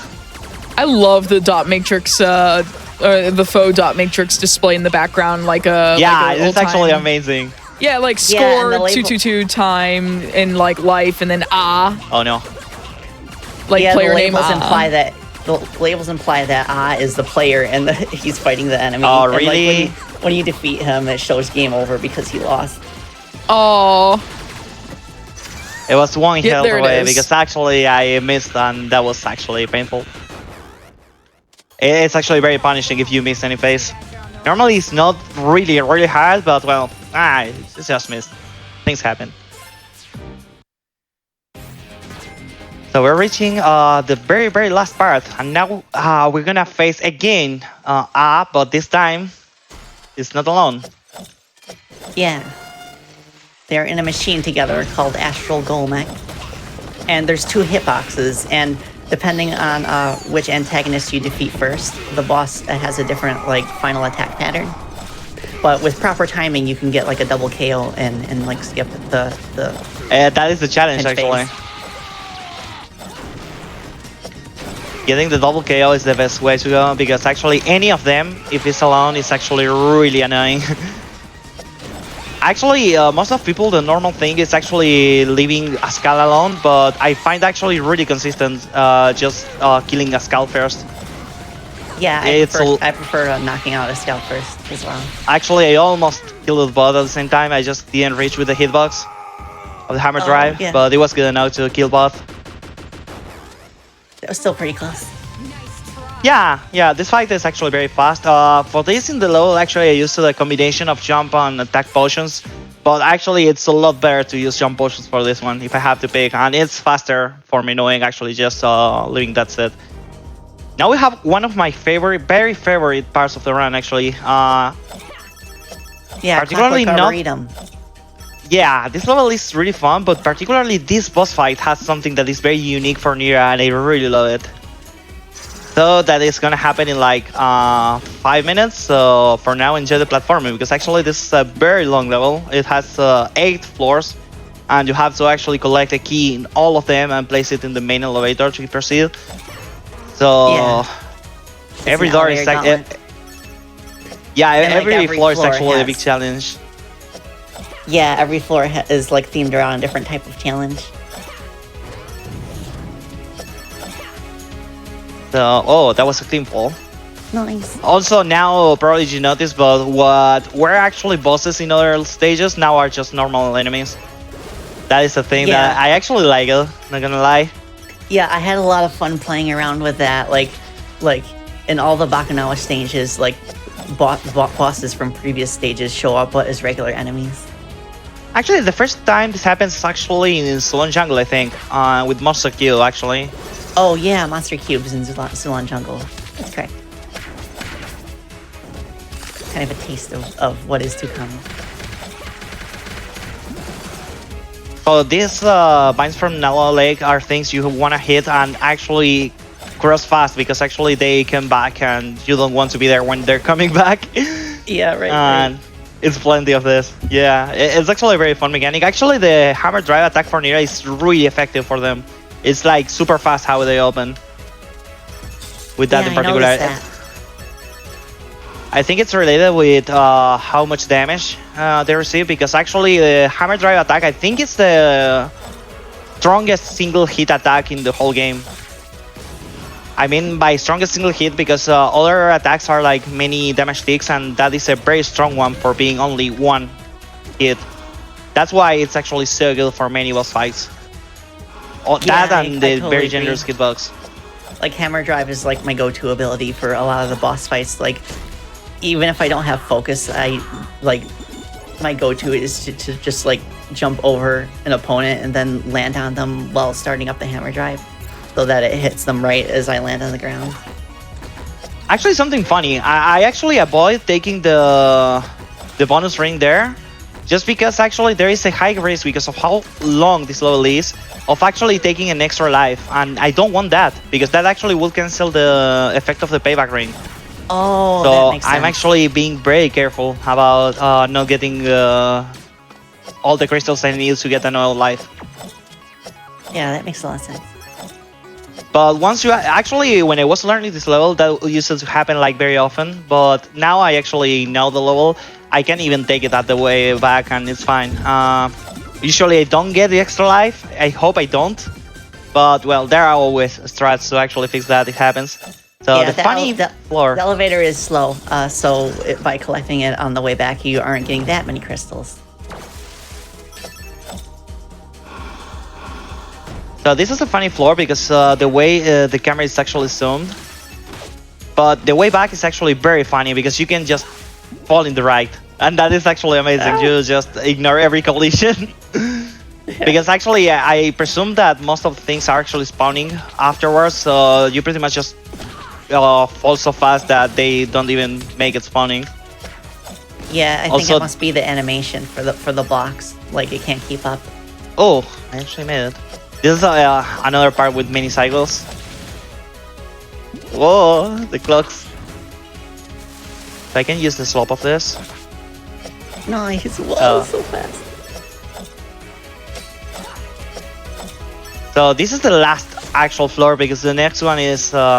Actually, let me ask you, the 8th floor was actually meant to have anything, or it was actually planned to be like this? Like, just grab the key and move on?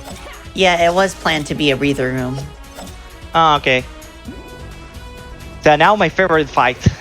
So basically Cory has a big strength that is invulnerability. Yeah, But- this fight is another fan favorite. And I There's a feel like thing. the music helps a lot too. It's like my favorite boss music. If you freeze her, her invulnerability pretty much is gone. But only against normal attacks. Special attacks are still not hitting her. So when she's rolling, you can just hit her. That is a very unique thing about Nira, because it's related with... I don't know how, but it's related with freezing, apparently. It's the only attack that Oh. actually activates this.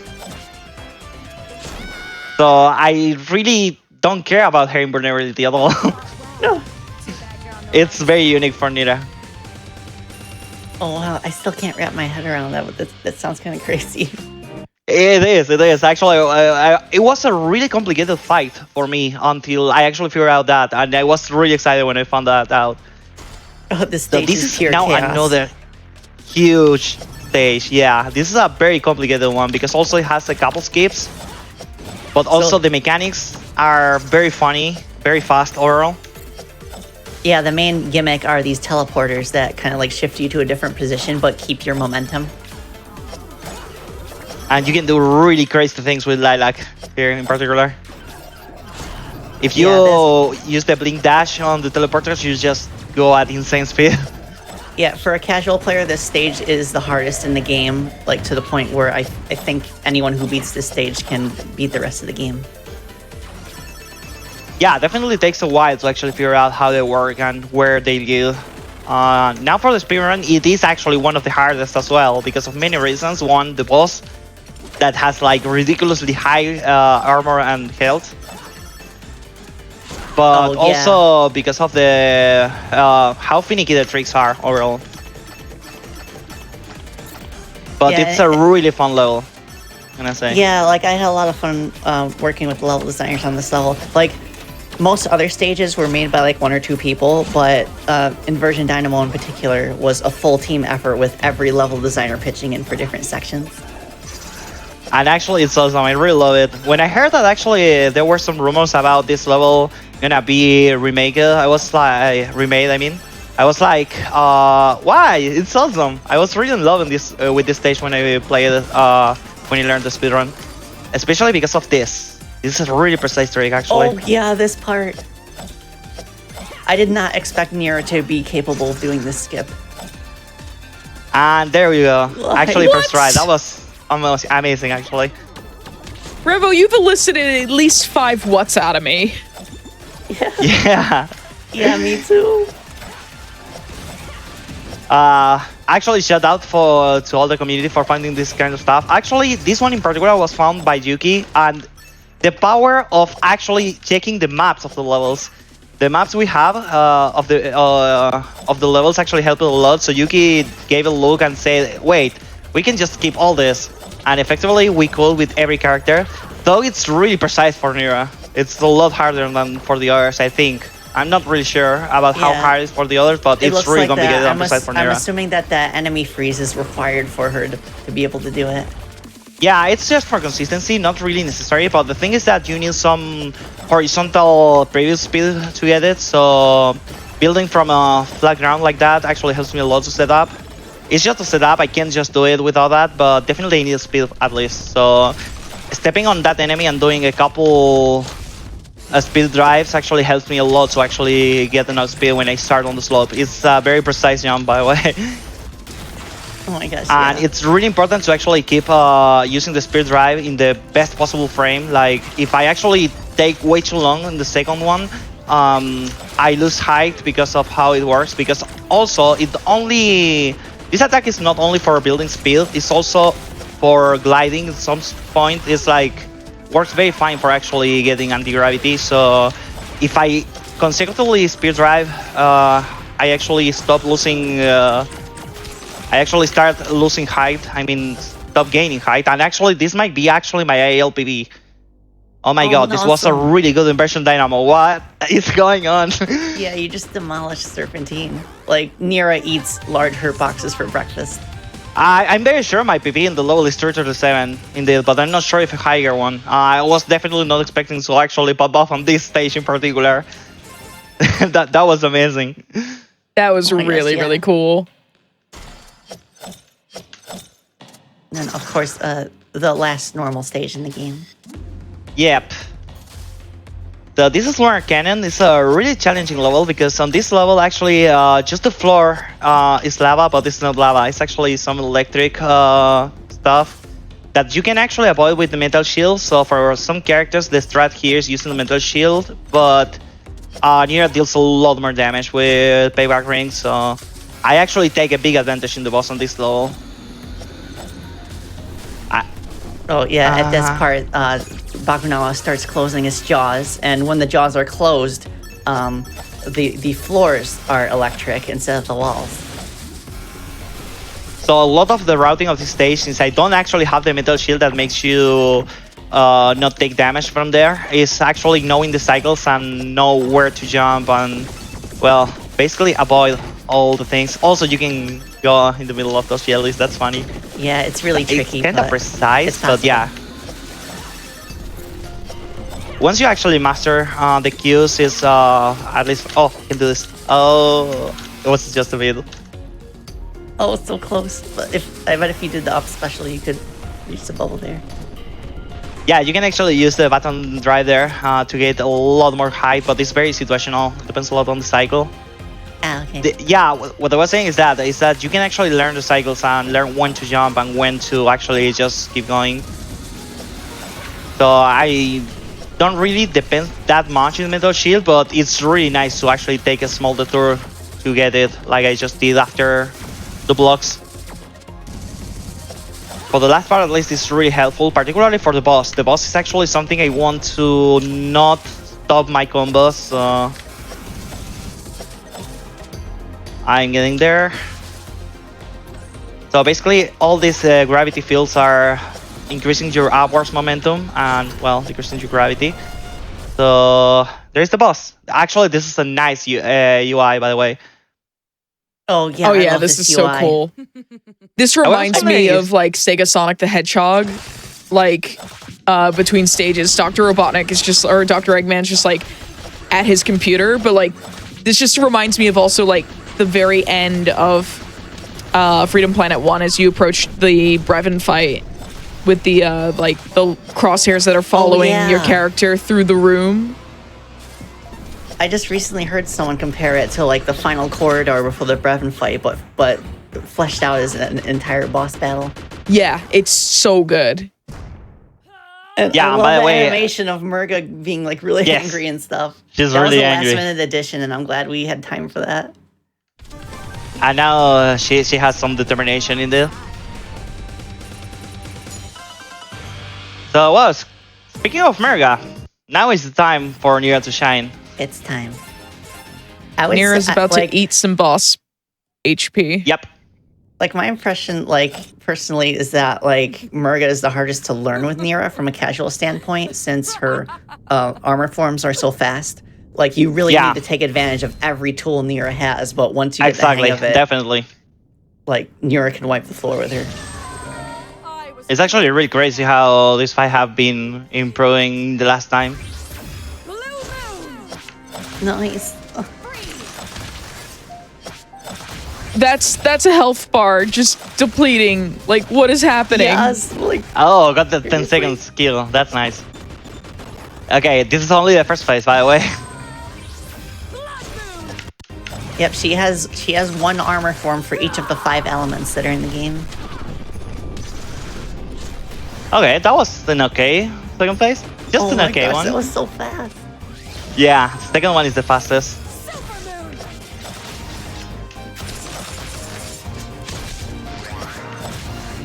Ah, I didn't get the double jump. That was sad, actually. Still good pace, I would say. This is the most tricky one, in my opinion. Flips. Oh yeah, you really gotta like memorize where she is because of the stealth mechanic. Oh my god.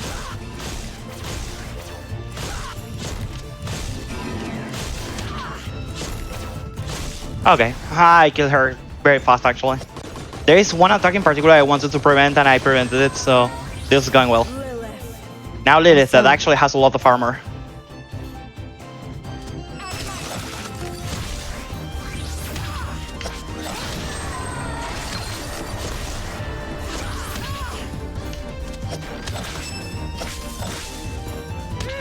Okay. So, and after Lilith, we have the final phase that has actually this exact same AI that Palace Cursia, I think? Yeah, the exact same AI, except that she has an additional pinch mode at the halfway point. Oh, yeah. So basically what you want is her back.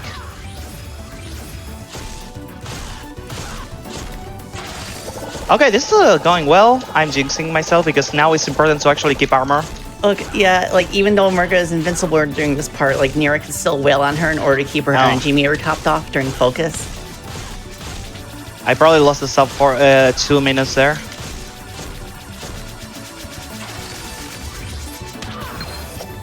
Almost got it. That was a nice Merga. And that's time at the end of this cutscene, actually. Yeah, congratulations. Thank you. Actually, this was a up and downs, but a very good run overall. I think it was the, I don't know, what is the RTA? I'm on a slight delay. Let me see. It was at the end of the cutscene's time? Or... Yeah.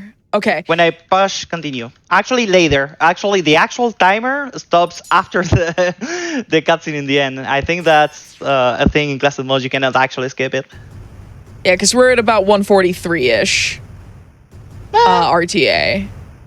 I'd say it's solid for performance like this, I guess. My best time is 139, just in case. Barely saw 140. Yeah, the game is really long and it's plenty of content. Actually, a very nice job. I really enjoy a lot playing this game. I'm glad to hear that. And thank you so much for your dedication.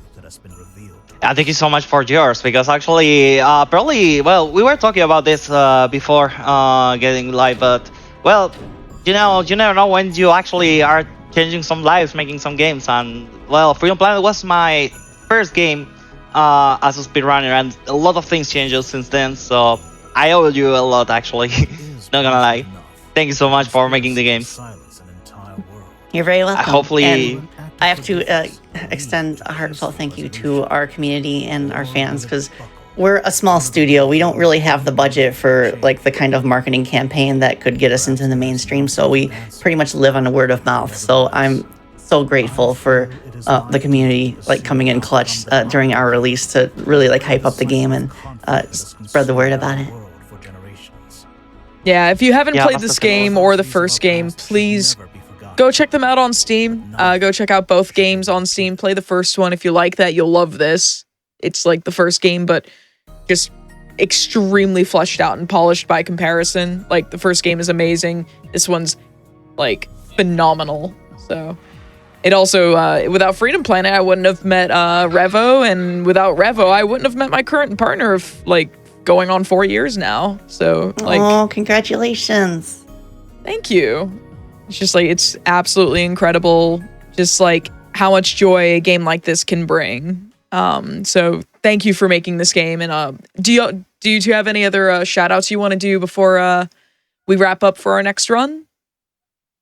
At least for my part, to all the Freedom Planet community, they're all amazing people. A lot of people that has been active, some others missing for a while, and I really want them to be there. Yes, I'm talking to you, Vlad.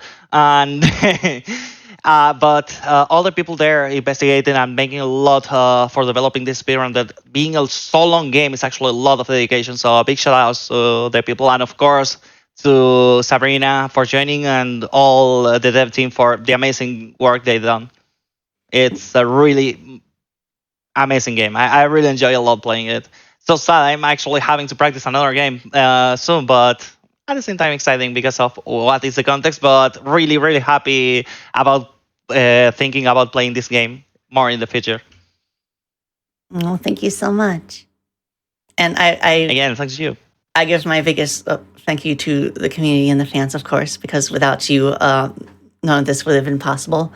And I have to extend a thank you to my mother, who really helped me get through the final months of development. And of course, to our entire team at not just at Galaxy Trail, but at Friend and Fairy as well, who we have helped publish their games. They've all provided like so much hard work and support. Incredible. I'm very glad that both of you were here to do this, and it's making one of the second to last episode of this this show series, Never Before Seen, has been this month has been incredible, for runs so far, and it's not stopping yet, because coming up next we have AGDQ coming back from Mercy Kill. He's going to be running Spark the Electric Jester 3, which, if you liked, this game is a huge shout out to 2D Sonic.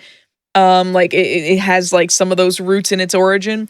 You're going to see 3D Sonic inspired platforming coming up next. So stick around, and we will be right back after the break. Welcome back, everyone, to episode 40 of Never Before Seen. My name is AmberCyprian. I am your host tonight, and this month, once again, marks our 2-year anniversary of Never Before Seen. And I am thrilled to have AGDQ here joining me for episode 40 as we enter the final month of Never Before Seen before we move to Passion Project, which is going to be a show I'm going to be running on this exact same time slot, on this exact same, day. So, every other Wednesday night at 10 p.m. Eastern. Passion Project is going to be a speedrunning variety show that encourages anyone in the speedrun community to showcase the projects that they've been working on, whether it's been a run that you've been grinding, a new category, or a game you've been routing out, a finished task or segmented run that you'd like to show off. I would love to have you on Passion Project starting in January of 2023. So, that being said, I just want to remind you all really, really quickly that your subs, your Prime Gaming subs, and your gift subs, and your bits shared on the GDQ Twitch channel, all that stuff, that helps support Games Done Quick, both with Hotfix and with AGDQ 2023 costs, which is coming up in January as well. So please consider subscribing if you enjoy the daily GDQ content. Now, I've got a very sleep-deprived AGDQ here with me. If you didn't see Mercy Kill, you may not be familiar with Motormouth here. But how are you doing, ARG? It is like 4 a.m. where you are? Nah, 3:30 or something? I was going to say, try 5:15 in the morning. Oh, God, I don't know what time it is anymore. I've been up since 8:30 yesterday morning. I'm almost on 24 hours, which is something I've not done for a long time. And I'm surprisingly still awake. The moment I finish this run, on the other hand, I'm going to bed. So, yes. We're going to do it as well. It is going to be good. But me, sleep deprived? Surprisingly not. I'm holding up well. It must be because we're having fun with video games. So I think we're going to have fun with this, I just want you to know, our producer Richard just showed the universal timer that we have behind the scenes, showing what time it is for you. Oh, yeah. Nope, it is. Your eyes do not deceive you. Nope, that's the time. I am the joy. Welcome to the joys of GMT. But yeah, we're about to have some fun. You just saw Freedom Planet 2, which is a solid 2D game, and you're getting Spark 3, which is a solid 3D game. And I can't believe that these games came out in the same year, almost in the same month. And you're all going to have fun with this. It's going to be good. I have really good cheekbones. Why, thank you. My cheekbones, they're very well defined. Especially when I'm talking with exaggerated words. Yes. All right.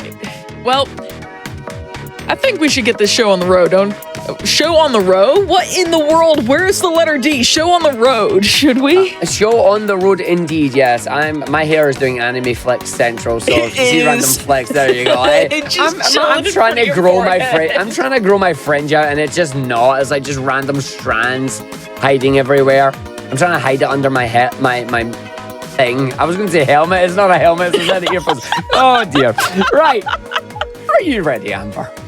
Oh, I'm very ready to be sitting here for a run that we're not co-oping. Oh, yeah. Well, maybe not co-op running, but we're co-op in spirit. So, without further ado, we go into normal. We go into Electric Jester. Are you ready? All right, I'm very ready. Give us the countdown. 3, 2, 1, go. And we're going to go through it. Narc's going to run his timer, so it's fine. We're just going to wing it and see what happens on this end then. So this is Spark the Electric Jester 3. This is a very funky game. If you have played Spark the Electric Jester 1, you'll know it's a 2D game. Spark the Electric Jester 2 is a 2D game.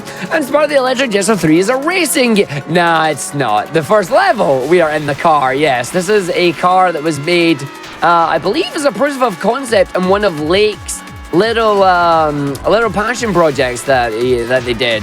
And they brought it over here in the Spark. So the main idea for this is that we want to keep this car going 300 kilometers per hour, which is approximately around 194 miles per hour, because, you know, miles per hour is better than kilometers per hour.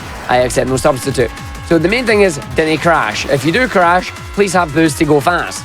Do not worry about the car stage. I'm not going to explore too much about the car stage, because the car stage is, well, there's 3 of them, and we do 1 of them. The other 2, we go faster than the car, so we don't bother about it. Also, don't worry about the commentary there. Every time those enemies blow up, the music stops, so I always decide to stop along with it. It's pretty funny, I don't know why, and then we almost crashed there, but thankfully we didn't. Keeping it up at the 300, we have half a boost pad left, and then we're going to go around and do the loop-a-da-loop. Because we're going all the way around, going up and in, going down. What am I doing awake? I had a bad idea and I gave it to Amber, and Amber went, okay, let's do it, and then I ended up doing the run, so that's why I'm still awake.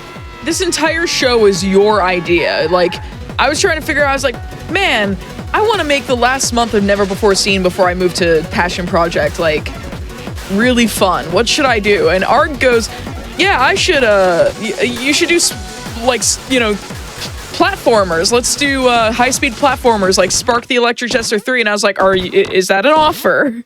Because he's the only Spark 3 runner I know. And you're like, I know it's a very small community, but he's like, yeah, I could probably swing that. And he's like, you could put it with Freedom Planet 2.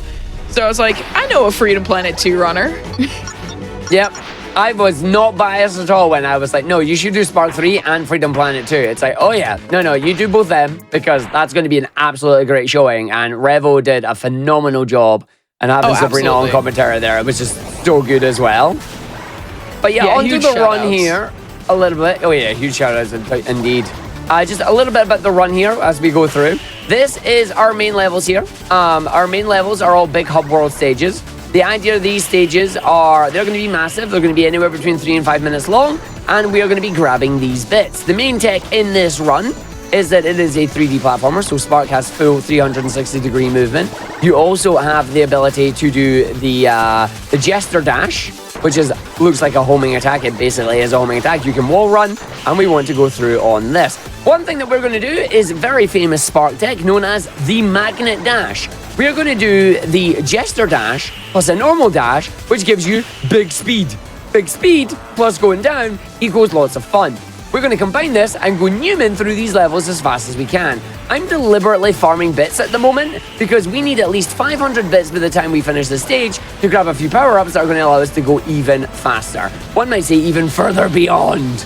But so we're farming up these bits here right now. We are at 317 bits. There's another set coming up there. I'm just going to make sure we get the jump down this one. This has been routed by myself to go through this area and just try and grab as many of these as we can, because it's really important to grab as many of these in these levels. That way the later levels we don't have to worry about it, and we get to buy the power-ups and we get to go fast and have fun. I am almost at 400 right now, which is a really good sign for us. Hits our slide, go all the way up and through, and these levels are massive, by the way. They are expansive. We get to have a lot of fun just exploring them. The main thing is we grab these bit bubbles. That gives us all the way that we need. We are pretty good. That enemy just decided to shoot itself and show me at the same time, which is good. Oh, you pushed me away from them, you cheeky git. Up we go, 5:08 and 51 seconds. I will take that. 151 with that gives us the stuff that we need. So we are going to go through and we're going to go around to our next level. Once we complete one of the main stage levels, it unlocks a whole bunch of hub world, unlocks a whole bunch of normal levels. We are, however, going to get some exposition. I'm going to skip the exposition because this is Spark just telling you that this is him here and you're inside his consciousness, and he will tell you everything about the game via his CRT that he has. So I'm going to go into the shop here. We're going to go into the shop for 2 reasons. One, we're going to buy extra powers. We're going to buy the Jester Swipe. The Jester Swipe is really important. Anytime you have a line of bits, you can press the Jester Swipe, and also going into the shop unlocks every single level that the game was going to unlock for you. So this is going to teach us the challenge stages, aka the tutorial stages. This is just going to tell us about the jumping ability. In this game, you jump higher on an upward slope. I know, it sounds unusual. Normally on an upward slope, you don't really gain a lot of height. No, you gain a lot of height from jumping on an upward slope. And you gain a lot of speed if you go on a downward slope. So we're going to be using these. We're going to be running as fast as we can. I'm going to make sure I just don't whiff it as we run our way through here. Should always get around 23, 24 on this one when you go it. Wait a minute. No, I'm not. I'm on a stage too early here. That's when you always get about a 29 or a 30. There you go. Down the hole. But yeah, so we get these and we run our way through the stages. These little challenge stages, they're basically tutorials teaching you everything that you need to know. You get a freedom medal at the end of it. Freedom medals are the main progression throughout the game. You need X amount of freedom medals to go to the next level. We're just going to go through these. We have them routed specifically where we can miss 6 stages. So I miss 6 really long stages and allow me to do the short ones instead. Speaking of short stages, here is high-rise tracks. High-rise tracks, we are on a train. The main thing we need to worry about is don't you fall off the train. Touch the tracks once, you're dead, you'll spawn at the nearest checkpoint. We're currently avoiding all the enemies, we're still farming stuff, but now you can see that we have this lovely little Jester Swipe that we're using here. The Jester Swipe, basically very reminiscent of a certain dash that a certain character may have. And we use that to our advantage here just to get big old speeds there. This is the Magnet Dash at its finest. The Magnet Dash is literally phenomenal. It is one of the best abilities in the game. It was originally a bug in Spark the Electric Jester 2 and was turned into a feature in Spark the Electric Jester 3. So I love the fact that Lake seen this, seen the potential and went, aye, okay, I can work with this. And then gave us some fun tech with it, you know? We're probably going to just take some damage to get through here, use damage boosting, I'm alright with this. Grabbing as many bits as I can. Maybe the game will be nice to me here, or maybe it'll be a bot. Let's find out if we run grab this, and then... Ooh, I like that. Yeah! And then we died. But it doesn't matter that we died because we finished the stage. The goal ring takes priority over dying, so as long as you fight your goal ring, you are good to go. Most stages you'll see me getting both the gold medal there and the diamond medal at the same time. That's just how this game works, which is awesome. So now we are going to go into the cold, dry desert. This is a escape stage. Now the differences between escape stages and normal stages is that escape stages you must get out within the time limit. We're a speedrunner, we always must get out within the time limit anyway. So they're basically the exact same of what we have. So we're going to grab some more of these bits here. There's also these blue bits, but these are energy bits. The energy bits gives us, well, as the name suggests, energy. We do not have any abilities that use energy at the moment, but we will be grabbing them very, very soon. So we're going to run through here. I'm also going to avoid some of the boost pads because unfortunately, just like another certain game, some boost pads will actually set your speed at a set level rather than multiply what you already have. So unfortunately... Thanks, Sonic Adventure 2. It's the exact same in this one. Unfortunately, certain boosters will just slow you down rather than speed you up, so you just got to deal with it. So basically, I try and avoid them if we're going fast. The Jester Swipe, on the other hand, multiplies the speed that you've got. So if you're already going human and you use the Jester Swipe, you're going to go even more human. And we're going to be using that to our advantage in some of the other stages, which is fun. Richard wants to know if the Freedom medals are used for the Freedom Planet. Well, it might be. I never thought of that. Is there deep lore there? I don't know. We'll have to see. We're now in another challenge stage, aka tutorial, about the Charged Jester Dash. The Charged Jester Dash is a very powerful ability because, one, it allows you to get a nice big boost of speed, but you do have to stand still and charge it. So it's really good for levels where you stand at absolute standstill, or maybe you just may take a hit or something and you have to get a big boost of speed. The other thing it does is it completely halts any momentum you have in midair, and you can use it to reorient yourself if something goes horribly wrong. It is also one of 4 abilities that you can use while you're in the air. I haven't explained that yet, but when you're in the air, you get 1 jump, 1 dash, 1 Jester Dash, and that's basically it. The 4th ability comes later on, and you'll find about that soon. But yeah, each game here, you have unlimited dashes on the ground, you get a single jump into a double jump, and you get your charge dash or dash. We're going to be using all of this movement tech to our advantage. Again, it's very, very simple in terms of movement tech, but it's a lot of fun to use. But now we have enough freedom medals to actually go to the next level and do the boss fight. But we're going to come in here first and we're going to do our collect stage. So collect stages are really fun because they allow us to go around this giant sandbox and collect these medals.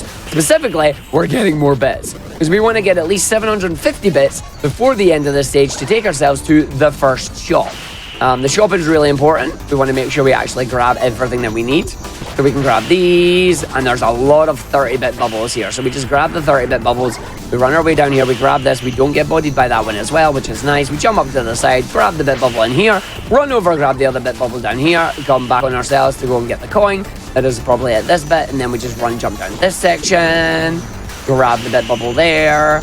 I can then just do this way and come over here because I already got the coin that gives me the bit bubble there. Then lets me come up to the top, grab a set of these, go down and grab the coin there, use the spring to go up to the top, hit the bit bubble over here, come down, hit the bit bubble over here, pick up coin for number 7, run around here, pick up some bits, jump, bit bubble. You get the idea. Run down here, big old ramp, going to fall down, hits the thing, speedy, gets coin number 8, gets coin number 8, almost less than a minute, which is brilliant.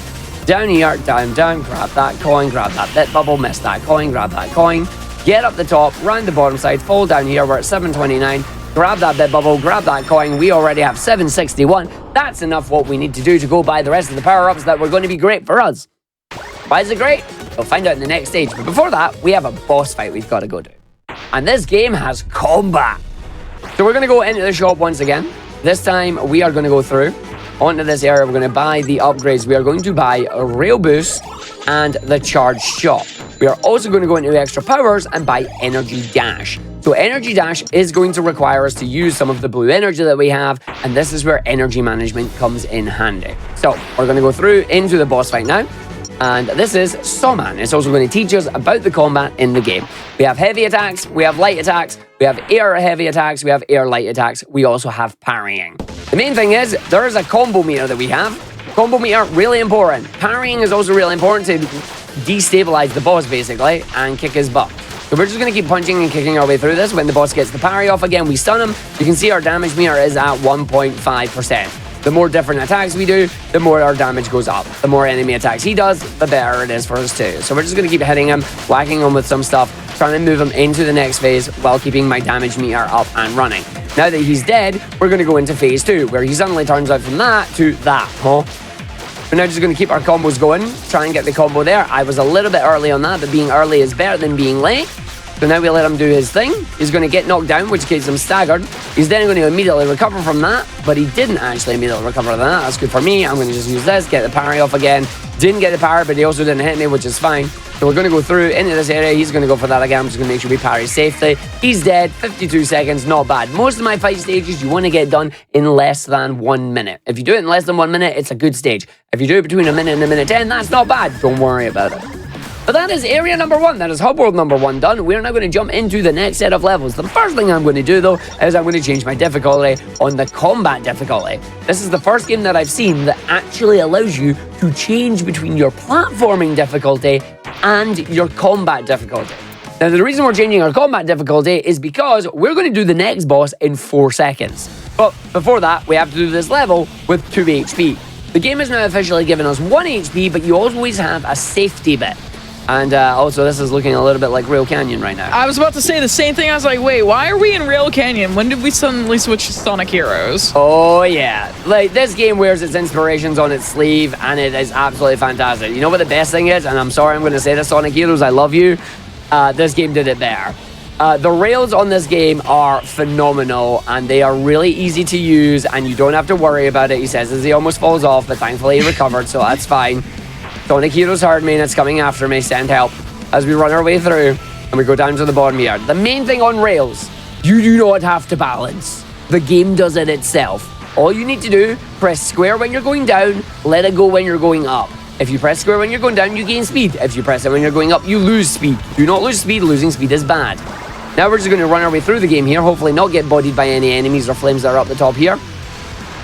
Thank you, enemy, for not being there and being a pain in the butt. I'm going to grab that, run our way through, use the energy boost that you saw there. Big boosts of speed like that are going to come from me using my energy. Run, jump through this section, turn down to here, grab on the rail, transfer the bit over, runs our way through, all the way up to the top now. Not going to use any of the boost that I have at the moment because we want to save it for later on in the stage. Boosting is very important, so we're going to jump over here. We're going to just use a jump, get a nice big jump over there, jump over that, use our dash that skips us going around a lot of the stage. We're going to use a little bit of the rail boost here that we bought.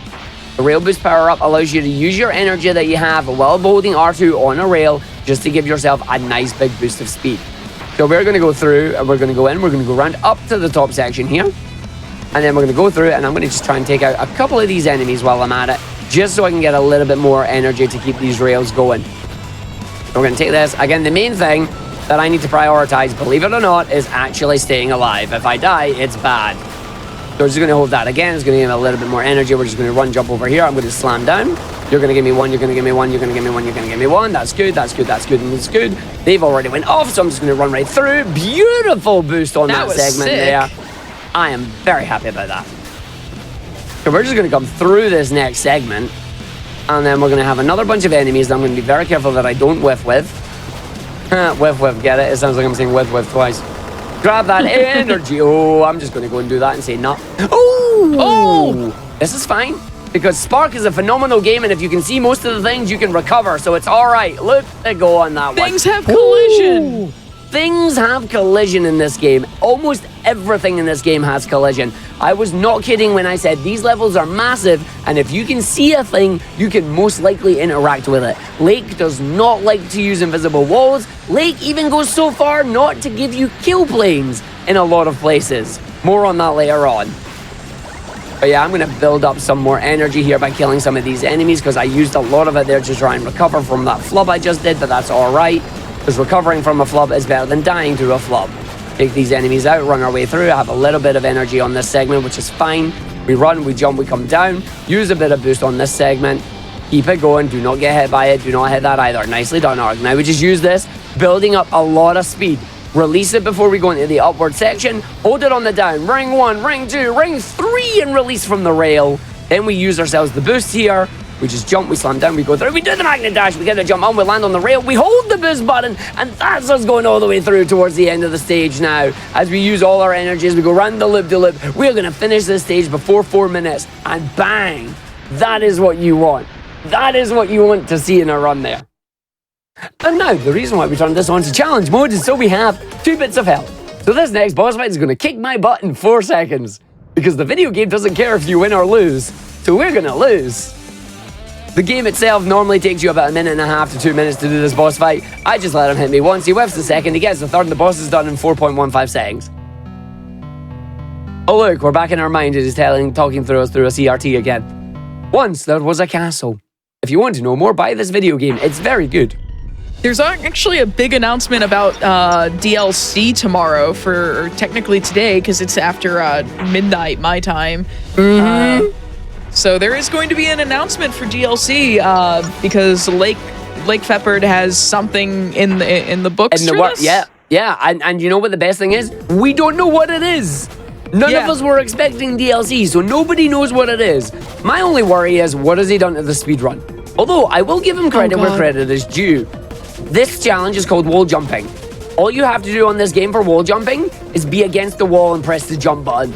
No fancy directionals, no fancy inputs, literally jump. More games, please do this. Lake has nailed wall jumping. It's so much fun. But yeah, this DLC, Amber, I've got no idea what it is. So I'm both really excited to know what it is, but I'm also absolutely terrified because what's it going to do in the speedrun? DLC usually means patches. I don't want him to patch the game. We've got some really cool tricks on this. And I know he knows about them because he's been watching our runs. So now we're going to do wall running here. They call it wall walking. It's not wall walking, it's wall running. Does this look like walking to you? So I'm just going to hold my dash button, because if you hold the dash button, you just get to jump between walls at high speed. I'm going to stop. Because if I didn't do that there, I was probably going to fall off the edge. You're about to, like, fly right off. Yeah, I was about to go launching myself into oblivion. And as much as I love that, I don't want to do that. So what you can do, and I want to see if I can actually pull it off in this one, is you can use wall jumps to build up a massive amount of speed. And if you get the massive amount of speed, you can go around corners real fast like this. So let's see if I can pull it off here. Just 1, 1, 2, 1, 2. Oh, yeah. It wasn't as fast as I've done it, but I'm still sub 40, so I love it. as we're going to go through. We're going to go in now. We didn't do the level after wall jumping because, again, it's another slow level. We ain't going to do it. This one is going to unlock us the Arid Hole, which is another collectathon. This one is a 10-second collector or another 10-coin collectathon, and we know exactly where they are. And the last time I did this stage, I facepalmed so hard I ended up dying because I forgot to change my difficulty. Let's hope we don't do that again and take fall damage. We're going to grab our tokens, but we'll grab some more bits because we still want to farm some bits to grab ourselves some abilities. I don't have to go out of my way to grab the bit bubbles like I did at the start of the game, though, because all major abilities that I have already been obtained. So now it's just all about this. And the best thing is, again, anything that has an angle can basically be used as a slope. And we get our wall jumps in that as well, just to allow us to go through these areas. 1, 2, 3, 4, 5. I'm going up here. I'm going to get you. I'm going to do this. I'm going to use the jump off that one, and then we're going to go through, and then don't facepalm. Hey, you landed on the rail this time. Good job, buddy. Take out these enemies, grab those energy bubbles. From the energy bubble, we use this, and we just go for it using the speed, because the speed is all right. Enemy appears. We don't care. We run away. You can't fire quick enough. Use the jump up here. Grabs the energy. Up, grab coin 1. Oi. Grab the coin. Thank you. Down the bottom, use a bit of boost, grab the coin off the edge, and he's going to go wherever. I don't know where he went. He's deep. But there we go. As we run in, we jump down. But no, so exciting times ahead for the DLC, and then exciting times ahead for me on this run if we can get this next stage. So this next stage is a funky one, is all I'm going to say. Like, Splash Grotto, if we can build up speed, you're going to see just how good the energy dash combined with the rail grinding and the boosting can be. So we're going to just go up this section. We're going to make sure we jump over, land on this place, and then just use the booster. We're going to build up as much energy as we can using the little blue energy capsules we have. Try and not whiff it hard. So we're just going to run on this. Again, anytime we're up, we'll use the R2 energy. Anytime we're down, we'll use the crouching. There's a part coming up here that you want to miss them because you don't need that. We're going to use a little bit of energy here. I'm going to hold it down. Then we're going to combine this with the Jester swipe. Now, this is going to be funky because 1, 2, that's a lot of speed arc. Jump, hits the rail, holds the energy on that one. Going to come through. We jump, it's fine. I've got the air. You can see that that's an and he's away. He's moving. This is what I love about this game. When you go all the way through, you just run it. The speed. If you can hold it and can control it, you just go. Literal Newman. And it's so much fun. And now we have enough to unlock, but once again, we're not going to do that. We're going to go into the high speeds tutorial. Yes, that's right. We're having a tutorial that'll tell you about high speeds. It literally is explaining the boosters to you. These boosters will give you speed. And you know you're going fast when you have those really funky anime speed lines behind you, you know? That's how you know you're going fast on this game. Unfortunately, this is just a challenge stage. There's not much you can do in them. They are literally tutorials. They are weirdly scattered throughout the game. You would think you would get all these front-loaded, but it is what it is. So, Amber, how are you doing at 5:39 a.m.? God, I'm doing pretty good. I am also a bit sleep-deprived today because I've been up since 5 a.m. yesterday now. So we're just the No Sleep Bad Ideas crew. For those of you who don't know, Arctic and I, if you haven't seen our AGDQ run of Sonic 4 Episode 2, you may not know that we are very good friends. We've been friends for quite a long time now, and both speedrun Sonic stuff, and we both do our co-op stuff, and just really bad ideas happen to be our kind of thing here. You should drop by his channel on Monday for one of those bad ideas. Yes, you have to go. On Monday, we are celebrating the 30th anniversary of Tails being playable in Sonic games. So you're going to want to come because Amber has made a really interesting bad idea. And you're going to want to join it. If you like shenanigans, you will thoroughly enjoy this, I will say. But otherwise, what you can find on Argic's channel, to go ahead and plug you, because I know what you're actually up to. He's been playing a lot of Sonic Frontiers. He and I have been working on, like, routing the speedrun. The community has been largely routing the speedrun, but, like, trying to find small bits here and there. It's been a lot of fun. I've produced a beginner route document for Sonic Frontiers if you're interested in seeing where that speedrun is and want to pick it up yourself. And speaking of Sonic, the developer of this game, the creator of the Spark the Electric Jester series, Lake Feppard, actually got his start in game development via making Sonic fan games. Starting with Sonic Before the Sequel, which was like supposed to be an origin story for how Sonic met Tails between Sonic 1 and Sonic 2. Indeed, it was. If you haven't played those, you'll see where a lot of the influence for like some of the aesthetics here in Spark come from. So go check those out. They're very, very old, but they're still really fun to play. Yeah. So while we did that there, we just did a raid stage. A raid stage, no, not Shadow Legends, is the stage where you want to build up a certain amount of points. Once you build up the points, the exits are open. You can find the exits that give you big score multipliers. We, unfortunately, literally don't care about any of the score multipliers or anything like that. And thankfully, we can do that stage in about 45 seconds thanks to that big enemy that seems to give you a chunky amount of points if you specifically kill it around 14 or 15 on your multiplier. The only downside about it is that sometimes that boss doesn't explode and give you the points, and then you're kind of sitting there going, what happened? But it didn't do that today, so we are now going on to Beatdown Tower, where I'm trying to give these enemies a good old beatdown before they decide to retaliate and kick my butt. I am alternating between heavy and light combos here just to try and keep my combo up, but I'm not doing a very good job of that right now. And technically, I probably should have done a shop to go and buy one specific little power-up that we haven't bought yet, but that's alright. Because there's going to be one enemy he has to pin the butt, but it's already been destroyed, which is nice. But yeah, the idea of these stages is you kind of want to do them between a minute and a minute 10. But because I didn't go buy my power-up, it's kind of slow for me at this point. I've got 2 more sets of enemies to kill after this. That's just because I've been keeping my damage multiplier low, as I don't have my reset skill that I would normally use here, which is a slight mistake on my part, but that's alright, you know? Yeah, this is going to be about 120. Ow! I mean, of all the mistakes you could have made, you could have made much worse ones. Oh, definitely. Like losing a little bit of time there is not really.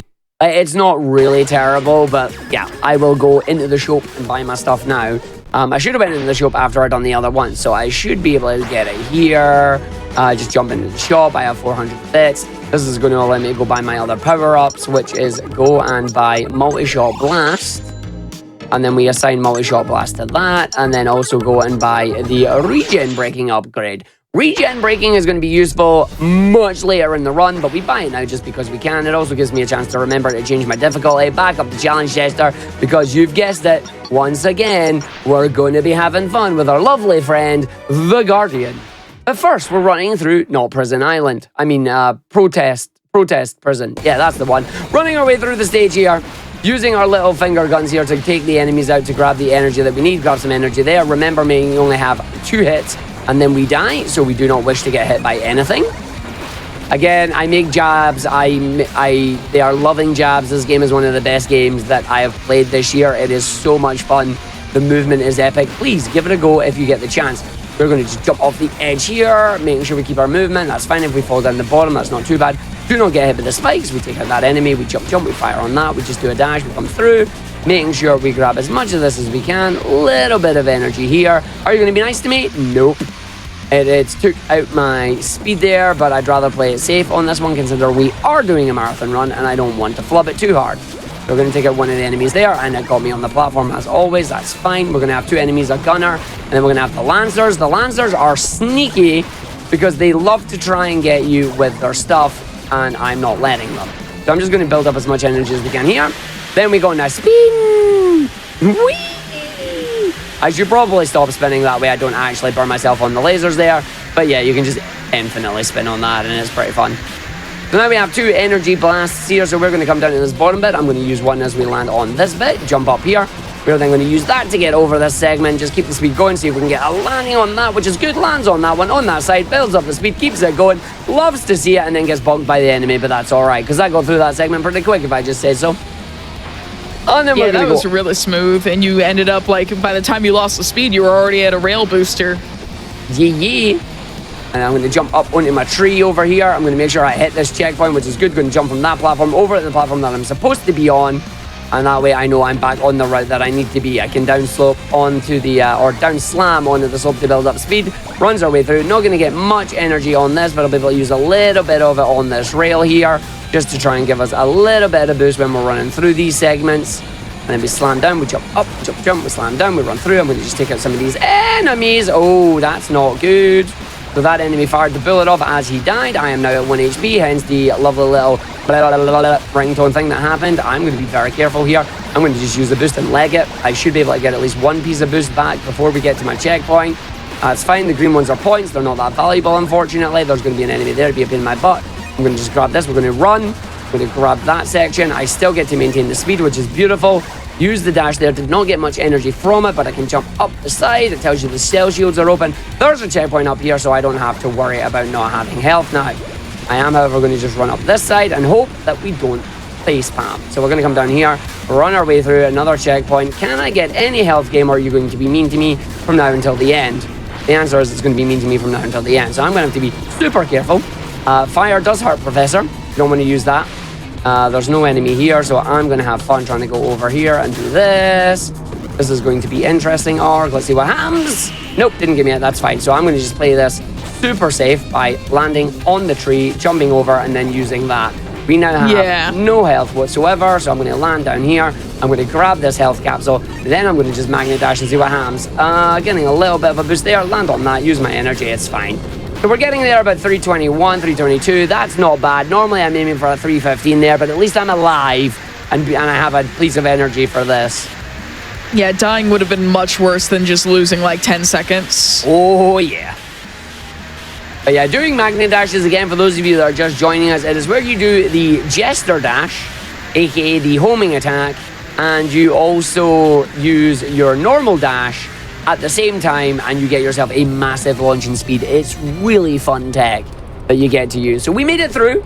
This is nice. It was a good stage. The best thing is we're still alive, and now we get our butt kicked by a boss again. Because why not?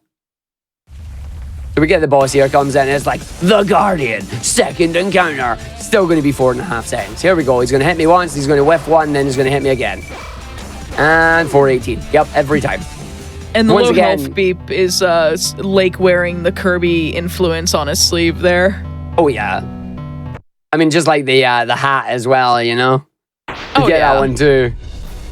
But this is going to unlock the rest of our levels here. You can see we can skip the entirety of these district levels if we wanted to. Now, what'd you do?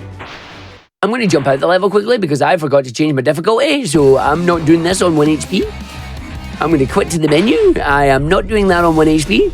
I've got to remember to always change my difficulty back because if I don't, it's bad. I was going to say, like, that just does not look like a good idea. It's not a good idea. To play the entire game on 1 HP. Especially now that the game is going to force me into some mandatory combat segments. Whoops, I lied, sorry. Mandatory combat segment that got completely destroyed by the fact that you can somehow get the Jester swipe to catch you out of the mandatory fight sequence and then jump away. We then skip. Oh, I didn't skip that one. Oh, you cheeky monkey game. Okay, that's fine. So now you get to see the multi-shot blast here, which builds up our energy. Multi-shot blast just takes our gun and gives us energy with it. Speaking of gun, you're a bad man, so you're going to die now. So these enemies go out, but the good news is I get to build up energy, so I will not have energy problems as I get to run around the stage now and just use energy to the wazoo and then run our way through. So we're good on this one. But we're going through, we're going around here, we're going to just hold the boost a little bit. Full energy is very unusual on this stage. Normally we want to skip all those fighting sequences, but with that little whiff there, it means we're going to do at least one of them. The rest of them, however, that ain't happening. We're going to land on you, we're going to slam down, we're going to jump through, jump. Oh, I need to be on that, that's fine. Okay, I'm good. This one I'll skip by just going around the outside, make sure I take a little bit of a wider berth there. Round the side, so we're going to go up onto this area, jump. There's going to be one at this segment coming up here. It doesn't matter if I get hit there, because again, you keep the momentum when you take damage, unless you get hit by those lasers. Thanks for proving me wrong, game. So we're going to get hit by these. I'm going to jump down the bottom, double jump boost, do the dash, run on the side, up the wall, literally run back onto bounds where we're supposed to be, skipping another fight sequence, legging it to the end, going so fast that we just don't even care about the laser damage, and away we go. Very, very good. As you love that, and it's like brilliant. So we were supposed to skip all the mandatory fights there. So the mandatory fights are technically optional, but unfortunately I whiffed one by not going out far enough. But that's alright, so that's that stage done. We're now going to jump into District 4, which is Fight the Stage. Again, another stage here where you want to try and just get your combo meter up as high as you possibly can, whack some enemies, and just have fun with it while we go through. So again, start with your legs, go into your heavies, and then switch to air attacks if you can. Take out the archers first. The archers are all pains in the butts. I don't like archers. Archers suck. So we take these out as quickly as we can, and then if I need to use some extra combos to get some extra damage, we just dump that in there. You are evil for coming close to me like that. You dare approach me? Ow! Okay, I deserved that. Nani? Archer, take it out. You see, now he's using the slow archer there, or the slow arrow, which is good. Slow arrow is very nice. You can see the enemies when they bunch up together like this is very, very good for us because it allows them to take a lot of damage in a really quick succession. See that health bar just melt? Enemy knocked me down, but it's fine because I'm over here anyway. So we've got these mechanics that will take out. The other mechanics are going to come at me because these are the melee ones. The ranged ones are over there being butts, as they do. But the ranged ones can be taken out by one combo. That's 2 of them taken out. You're at 1.9 still. You just want to keep this up. We're going to go up here to try and take this one out. Smack the guy in the middle because he's the one with the combo on it. Keep on that 1, 2, and then switch to the other one in time. Did not switch it, but that's all right. Up to the top to get this archer. Down to the bottom to get the other archer. And then in the middle one, you should get the other ones to try and get me, which is fine. That was nice. You're going to do an attack. Nope, they all blew up. I will take a 105 on that. I will take a 105. This is really good. Yeah, you are on good pace. I'm very happy about this. The downside is the game is timed by an in-game timer as well. So Right. retiming this is going to be kind of hard. But I'm going to have fun with the trees. I'm going to monkey around a little bit. Welcome to District 6. The end of this level is miles up in the sky. So what I'm going to do is I'm going to climb the trees like the monkey I am. So we're going to just run our way through here. Again, this game allows you to stand on pretty much everything, which is really good for us, especially when it comes to like running around levels. This is a bad start to it, he says, as he falls down and dies, but that's all right. So I just didn't get the good camera angle on that, which is fine. So we're just going to run our way through and do it again. Again, dying just puts you back at the start of the stage or the checkpoint you were at. We didn't use any energy though, so we don't have to force a restart. As we run, we jump, we get the camera angle round, and then we get up in the tree. You're being a bum game. Get up in the tree. So this stage is now going slower than I would like because I'm trying to fight with the tree. I've been having problems with this tree recently. Get up in the tree. There you go. So you run up the tree, and then you get to the middle of the tree. You run up to this part of the tree. It launches you up to the top of the tree from here. You run your way through and do a boost here to get all the way up and over. Brilliant. Thank you. I was going to say, and then we eat ourselves into oblivion? I mean, I was about to, yeah. That was the idea. So that stage taking a 109 is unfortunate. It's supposed to be done in about 34 or 35 seconds there, but obviously with the death and then the tree being a little bit of a pain in the butt, but that is all right for us. Because sometimes monkeys just don't do what they're told. But that is all of the districts done. We are now going downtown. And there's a little bit of a descent happening. This is a fun stage. I love the tune. We start automatically running. The game is giving you a wall walking reminder because you're going to want a wall walk. So we're going to go all the way through here. We're just going to have fun with this. So Amber, if you've got anything you want to say while we just go speeding around this stage, feel free. Sure, I have a few things. The first thing is a joke, though. So Discord's doing a bit of a wobbly here and there, and it like where it speeds up to try to catch up to you or something when there's like a weird latency. So you're speaking faster than usual for me, so it's great. You'll be speaking at your normal fast rate, and then all of a sudden you get really, really, really fast, and then I'm like, all right, cool. You're just a garbled, like, you know. I am my usual speaking garbled Yeah. Yes. There we go. But no, in all seriousness, though, we do have some announcements that I might as well cover now. First and foremost, I want to remind you all that game and volunteer submissions for Frost Fatales 2023 are now open. They're open until November 26th. Frame Fatales is our all-women speedrunning event series that happens twice a year. So definitely, if you are if you know a lady speedrunner, or if you are a lady speedrunner and you would like to join in on that and submit to it, you can find information at gamesdonequick.com/frame fatales or the GDQ Twitter to submit your games and volunteer applications. And if you are watching this on YouTube, hi YouTube, be sure to press the like button on this video and subscribe to the channel. Also go to twitch.tv/gamesdonequick if you're interested in looking at our live content starting weeknights at 7 p.m. Eastern and weekends at 1 p.m. Eastern. And also, If you haven't followed Argic, you can follow Argic at twitch.tv/Argic, where you can find him doing all sorts of high-speed Sonic action. Indie games on Tuesdays, Final Fantasy XIV raids on Mondays. Just a good variety of things, but predominantly Sonic. So if you like high-speed stuff like this, Argic is really good for that. He's also not, believe it or not, while he's high energy on his own stream, he does not speak a mile a minute all the time. So if you need something high energy but slightly chilled, he's got that covered for you too. Unless you want me to. Yeah, unless you want him to, in which case, he'll sit there and go full Scottish like he did in Mercy Kill earlier. Okay. What's your main on FF14? Where's my main? Paladin. I am Tonk. I tonk things. I have made mistake. It looks like you have, in fact, made mistake. I have made mistake. Where am I at? Ooh, that's a bit of a backward. It's not major. It's not the end of the world, but it is a sloppy time loss. You know what? You mentioned 14, so you know what it is? Sloppy. But it's all right. We gotta have fun with it. But yes, I'm a tank main in FF14. I love my tanks. I jumped a building too early, didn't I? I did indeed. I was one building too early. I needed to go over here to land on this part. And then you just use the boosters to get up to where you're supposed to go. This is fine though, because I can now use the energy that I would have had once I build it back up. And then get some speedy boost. So we're now outrunning everything that is after us. Use the speedy boost here just to get the energy, just to go for it. You can do it again up here. Just run. On through here, use the dash, get a little bit of energy off you, grab off you, use the boost, run our way towards the end of the stage, and then get in this lovely little ship. And now we gotta have a little bit of fun.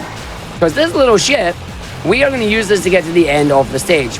The fun thing about it is there's a boss meant to be blocking my direction. Unfortunately for them, there's a hole in the boss. No, literally, there's a hole in the boss. There's a hole in the boss. So you come to the side here, and there's a hole. So we just go into the hole. We just do it. Oh my god. I need to make sure I get up there with that, and then just use the jump, and that's fine. Good recovery. Still sub 4, which is nice. But we did go back and we lost about 20 odd seconds there. But that is all right, That is all right. So now we get to unlock a bunch of fun stages. Again, because that's a main hub world stage, so we get to have fun with some of these little ones. And this is where I really love this. So, Strike Sewers. Similar level to what we've just done, this time in the underground of the level. We got to just get to the goal, You just got to go for it and just wing it and see what happens. We are going to do just that, but we're going to do it in the best way possible, using our little ship again. So we're going to take our lovely little ship that gives us speedy boosts, and then we're going to run underground with it. And oops, I'm out of bounds. I don't think that's how the video game's supposed to be played, Arg. This is exactly how it's supposed to be played. Oops, out of bounds. We're going to go fly straight to the level now. Don't have to worry about it. There's the end of the level right there. If I've lined it up properly, bam, you hit that and you just finish. Lovely quick stage there. Walls or butt suggestions? Where have we heard that before? Sounds like me when I was running SA2. Yep, pretty much. That is the third Sonic Adventure 2 reference today, by the way. Yep. Loads of references. Great, right? I still love the fact that Bacchanal Rush and Bacchanal Chase are called those. All right, Squibble. I didn't catch on to that. I did. I'm so happy it was confirmed. Like, this is the best thing about having a dev on commentary, is that you can confirm things that you were only thinking, like, is that what they meant to do? And you're like, no, yes, it is. And you're like, it's so cool. But yeah, Squabble Spellway here is routed in such a way where we will grab every single coin in the height of elevation. So as long as you make sure you get the coins before you fall too low, you'll be good to go.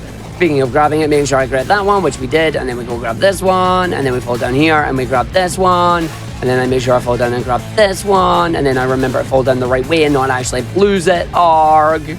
Go over here and get this one, and then go right through it and fall down here. You Have I just done it again? Nope, I did it properly. Yay. And now I can go and get the other one, which is good. Go down here, and that's it done. 48-second stage there. Beautiful. So it is all routed around that one. And I see someone there saying, this is a city, right? And by going out of bounds, you would have escaped it, correct? Just you wait. Just you wait. I got a treat for you. Richard loves City Escape. Oh, wow. I got a big old reference for this. This is Residential Rattle. Do you want to know how slopes work? Yeah, me too. Apparently slopes work like this. So I just run straight up that building using that little bit of a slope there. But I like Mario 64. So I'm going to go and channel my inner Mario here and do a lot of jumps. Specifically, a lot of wall jumps. The end of the level is up here, by the way. So we're just going to go up to the top using that to our advantage. We're going to then leg it over this segment, hit the checkpoint, use the boost to run our way through. Deliberately going to jump out of the side here because there's another mandatory optional fight sequence that we made optional. So we're just going to jump through. That's that stage done in 29 seconds. Hold on. There's another mandatory optional fight here that we just made optional. Yeah, it's a mandatory fight that is now optional. So it's a mandatory optional fight. Those are words that you said. Those are words that I said. Welcome to Roadway Rally, where we've got a car. Nah. So this is a city, right? And the idea, well, I'm going to restart that because I went doing the thing, right? Restart.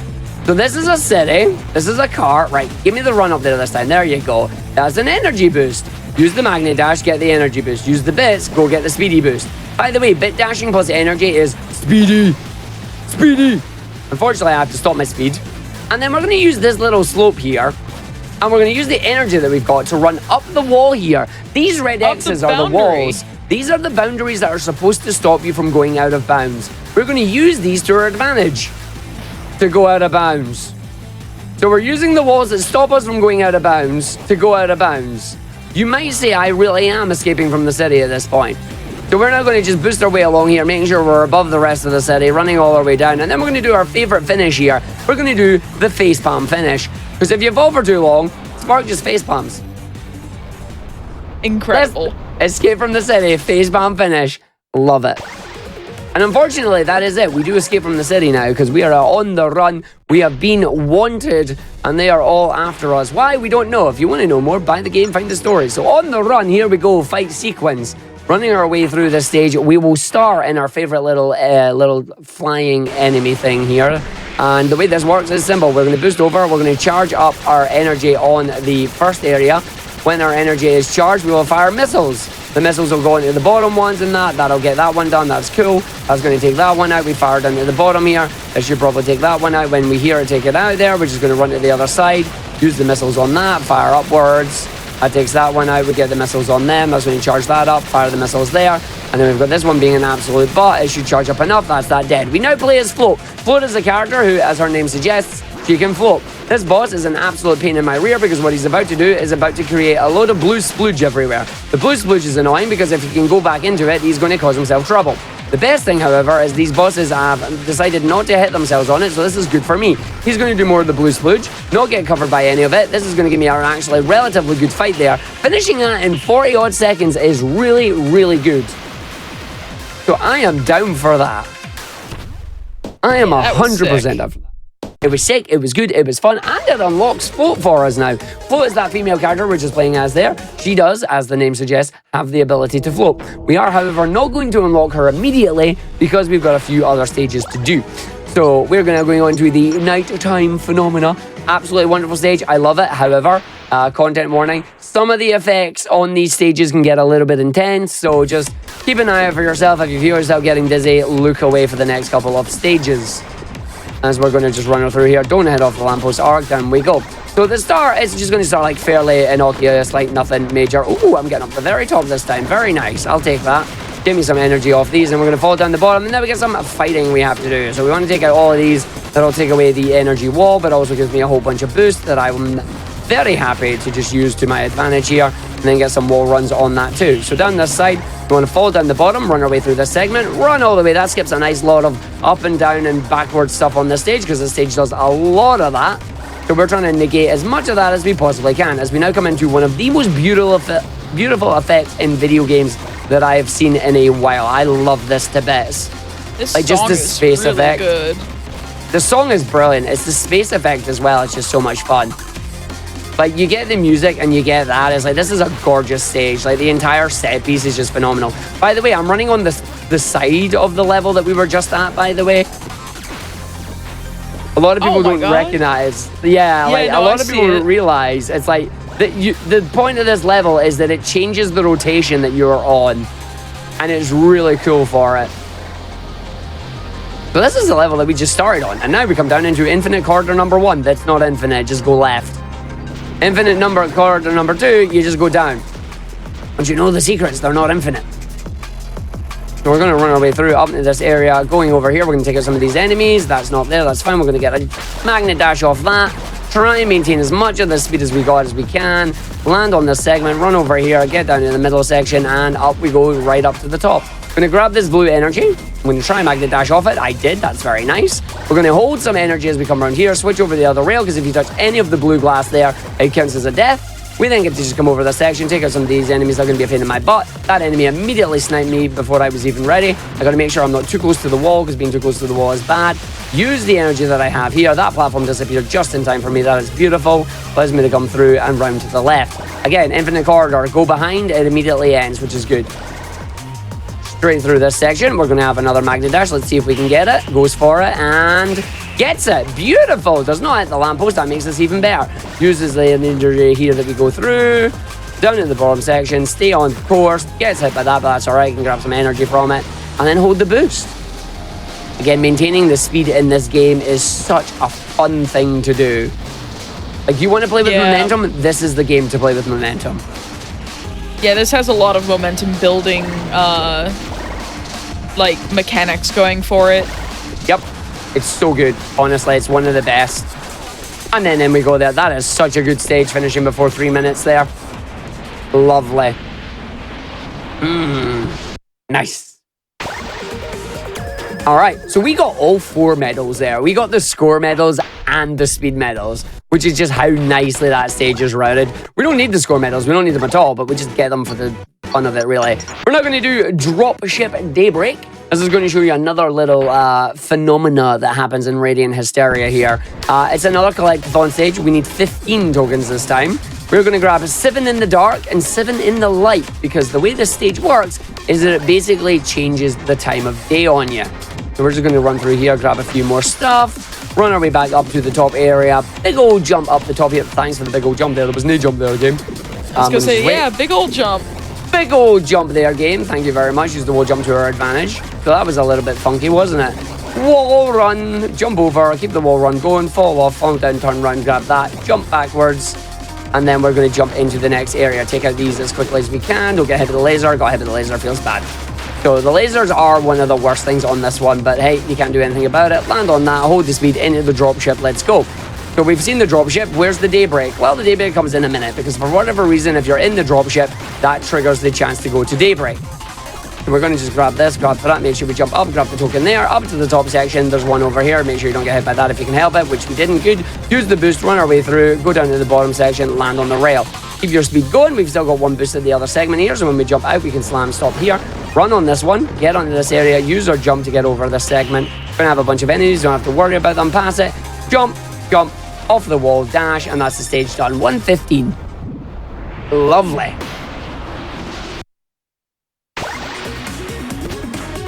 So that's that stage done. Once again, we're going to unlock some more because they're super speedy and they're super fun. The next stage we're going to go to on this one is the Haven part. This is a 2-lap course. It gets wonky. It's another rush stage. You got to finish before the timer runs out. We're going to start by sticking on the bottom route here. This will be apparent when we get through to the second part. And take notice of all the little red circles that are around this stage as well. So grabbing some of the bits as we just run through, using the dash to try and build up as much of our speed as we can. Again, as long as you have those enemy speed lines, you're going the fastest that you possibly can, which is good for us. And you get on the rails in that too, because rails in that are just fun.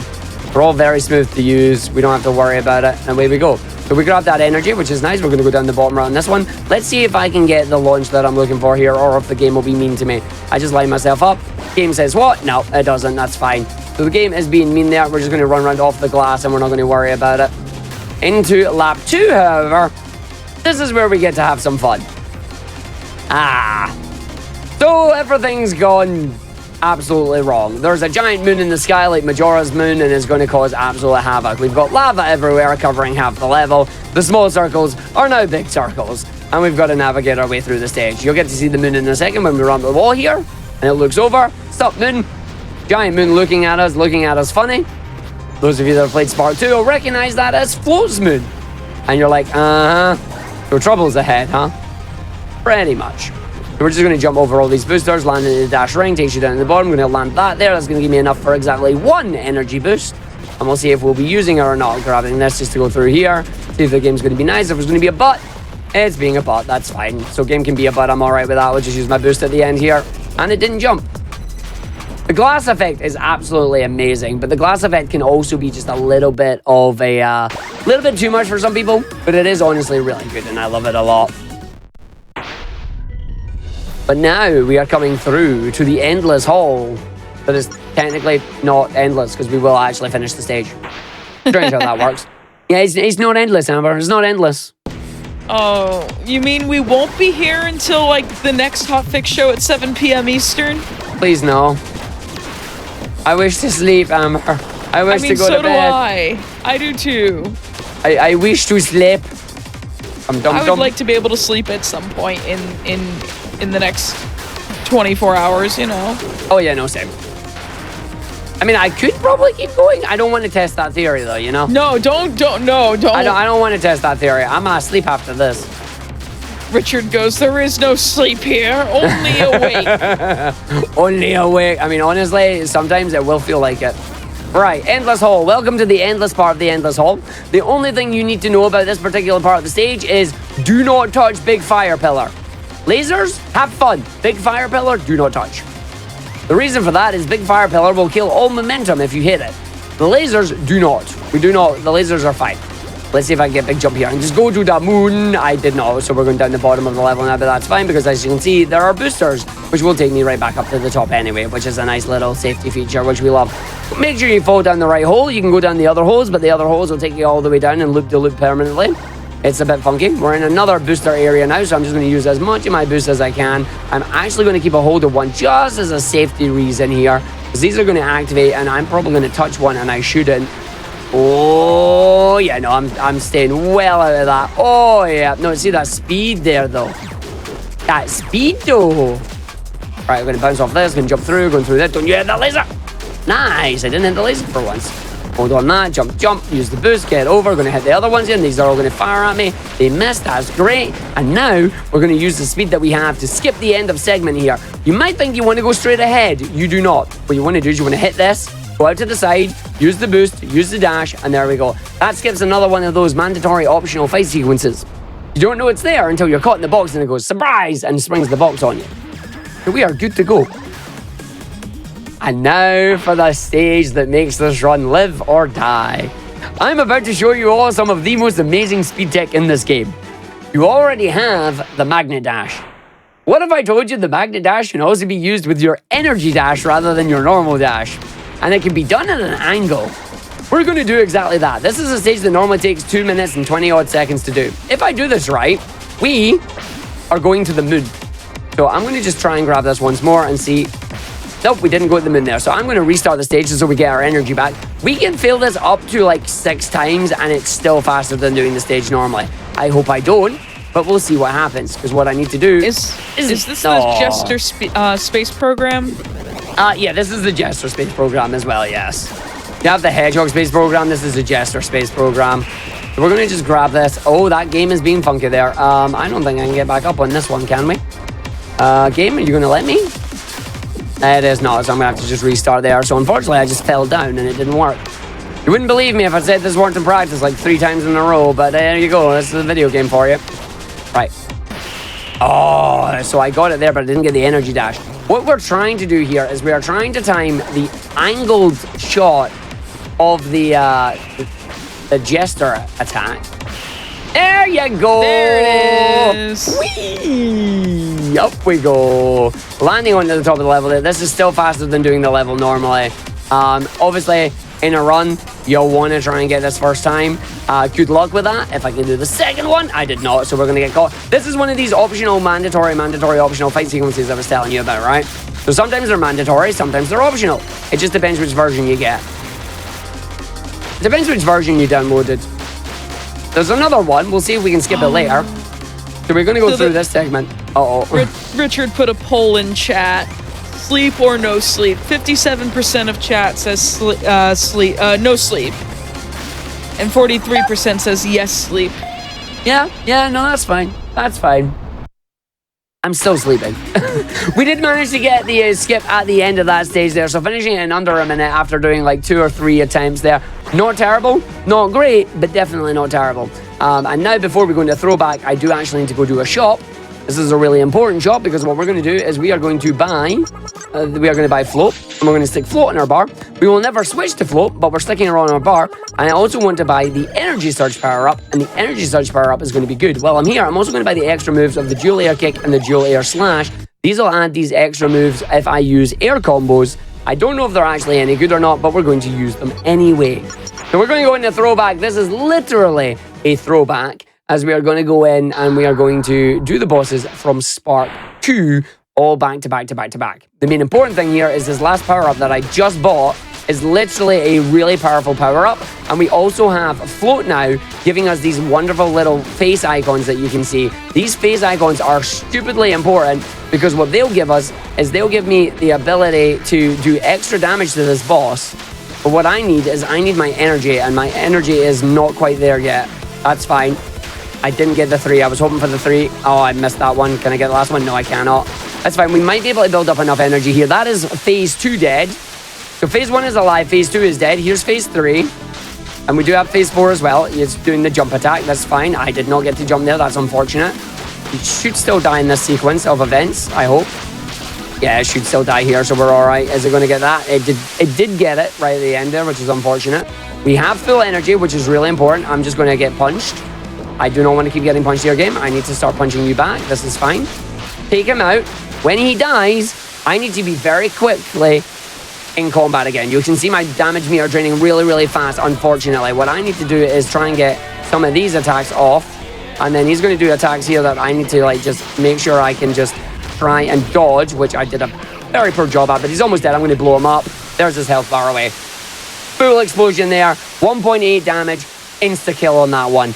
Not a bad fight at 111 there. I usually take 130, so I accept. As we got to go through, and we got to go in, and we got to go down to the bottom. Now, the Reaper Jester has been unlocked. We do not care about the Reaper Jester. We're not going to use it. We are going to the airstrip. We are literally going to skip airport. We are doing airport skip. I will say, please do not try this in real life. You will get in trouble. Significant trouble. Yeah, please don't run on runways at your local airport. Oh, I'm not even thinking that. I'm just saying don't try and skip the terminal. It ain't going to work. Oh yeah, that too. Do not try to do that either. So we're going to go through onto this area. We're going to use the grass ramp to our advantage to once again here we go run again. up on these boundaries. Oh, look, boundaries. Argon is BS again. What? So we're going to run our way through to the end sequence here.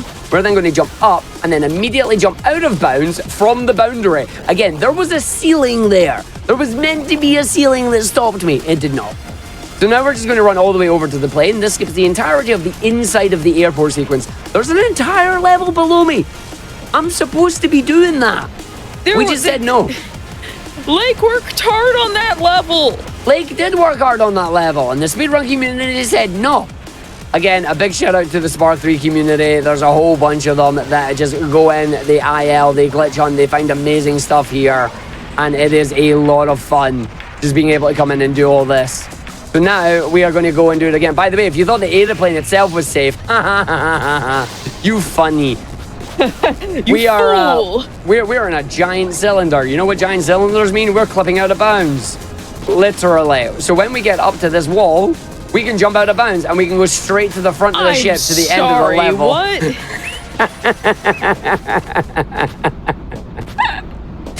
So we put this stage in because, again, it's a mandatory stage. The best thing is we rerouted this run because the next stage is a stage that normally takes you about a minute and a half-ish to do. You can see we can no longer progress because we don't have enough tokens. We need one more token. We deliberately got rid of the Jester Dash tutorial mission because you're supposed to do the stage in like 2 minutes and 25 seconds. What if I told you I can do it in about 30 to 50, depending on how nice the game wants to be? So we're just going to run our way through this, and we are going to do that BS again. I'm just building up some energy here for reasons. when we get on here, we're going to fall down, deliberately dash. Once again, just jump. That's not going to work, so we're going to wait. We go up this, and then we jump out. When you jump out, I need the high jump. So I need a high jump out of bounds here. So if I get the low jump, it doesn't work. I need the high jump with the double jump on it. If I jump too early, as you see, I just don't get the part I need. If I jump too late, I don't get the part out there. So there we go. There's the jump I'm looking for. So that's going to take us down here. We are then going to go through, and guess what? We're doing it again. So usually the first one gives me trouble. The second one happens immediately. And we ejected ourselves from the plane. There you go. The tutorial mission takes around 3 minutes and 30 seconds. This stage took us 52. That's a chunky time save. God dang it, Arg. Yup. And now, Amber, I have a question for you. Are you ready? In the left corner, we have Spark and Foot in the Stratosphere Mark II. In the right corner, we have the Guardian in the Greater Guardian. Welcome to Rock'em's Rock'em Robots. Whose robot is the best? Who will take the victory? As we try and see the dodging of the skills here. Using the power of his fists and Float's magical abilities, we're going to see extra damage coming out. On the Greater Guardian side, he's stolen Zero Z Saber with its giant green glow. Is it enough though? We get the dodges out, so there's no damage coming through. There's a third one where he's going to jump away and does the angle. He gets a single hit off on it. It is not good enough. Now we're going to see the explosions come out. But again, it's not enough as we run away. Posing for the fans as we run our way through to the fight. This is going really well for Spark right now. He's got to make sure he keeps it up. Will he get the victory? He gets the dash one. He misses the second one, but it's another couple of punches. One more kick, and the Greater Guardian is gone. Yeah, I've got people in chat asking if tonight's theme was giant robots. It could have been. Like Spark and Freedom Planet 2 share some similarities, all right? Totally unintentional similarities, but it's a mech theme. fight because you can. Exactly. Once again, when you do this, the game tells you more story via the CRT. It's a great CRT. It's a very important CRT. And now we go to a tutorial? We're going to learn about fall damage, everybody. Eagle-eyed viewers may understand that there was a little marker that appears on the game every now and again when Spark starts falling. It's a red triangle or red diamond that has an exclamation mark in it. Yeah, this is actually a really important thing. If that ever empties, you die.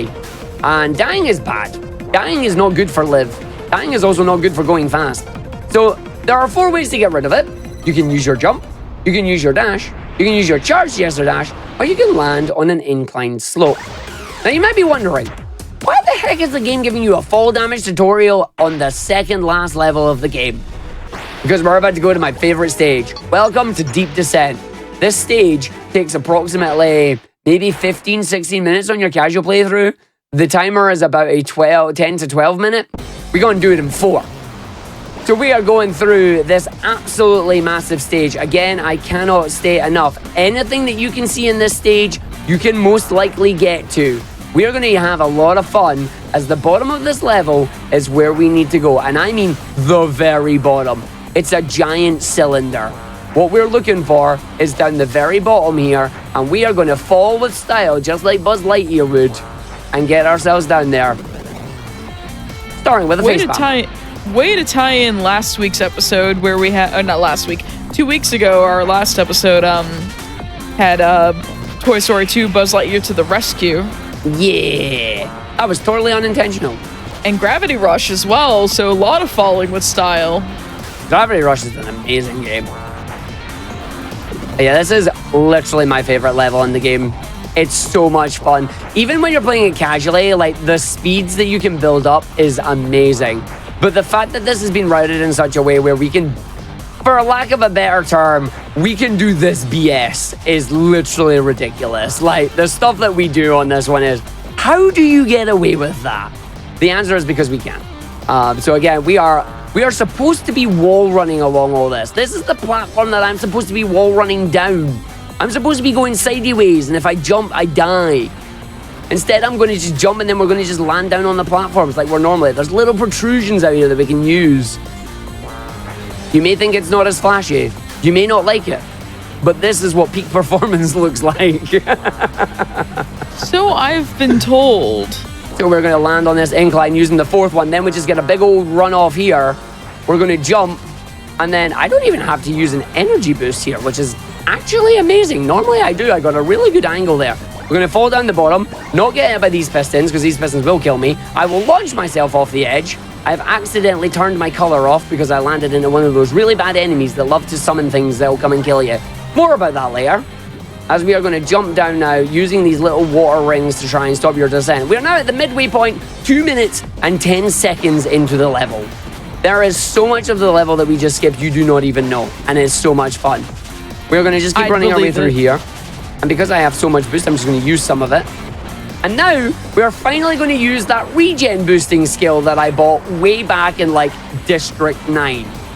So we go onto these rails, and if you're moving at high speed on a rail, you can press the triangle button to convert some of your speed into energy. The problem is you can constantly boost, therefore staying at max speed and giving you infinite energy. The only reason we're at this segment of the level right now is because you cannot fall far enough without dying. That is why this game does not have much in the way of kill planes or anything, because the dev just decided if you're falling for more than X amount of time, you're dead. Which is absolutely hilarious and a great way to like do your games, because you can give the player so much freedom to go and explore. And that's exactly what Lake's done for us on this, because this level's absolutely huge. Like, it is legitimately one of the biggest levels I've ever played. You can run all the way around the outside, and you're rewarded for doing so as well. But remember that thing I said about speed and being too fast? Yeah. If I jump off this rail at any point because of the speed I'm moving at, the game will kill me. Like, it will literally just outright kill me. It will not give me the gauge. It will just say, you dead. Oh no. Yeah, it's great. And I am going to be a very happy boy, I think. This is going to be very tight. But am I finally doing it? Can I scream, look, ma, I'm doing it?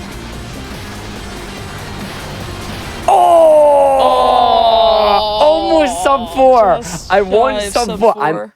I'm almost at sub 4. I'm almost there. It's so close. It's such a fun stage, though. I absolutely love it. And now, for one last time, welcome to the final level in the game, Utopia Shelter. Severe warning, a life system is now in place. We have X amount of lives based on the amount of freedom medals and the amount of spear and score medals that you have. We are also getting a fight against lovely Guardian here. The Guardian is a pain in the butt. We are actually going to kick his butt this time though. What I need to do is I just need to build up my energy, which I was doing a good job at there until I whiffed it. He's going to get another attack on me. He did not. This is fine. So I need to build up my combo against him as he just gets whiffed up into the air there. So this is going to give me some damage. I'm going to make sure he does that. He's then going to come and attack me, which I get the parry off on. I'm almost at full energy, which is really good. I need to just move away from that. He's going to hit me, which is unfortunate. I then need to get one more set of energy on this, which I got, which is good.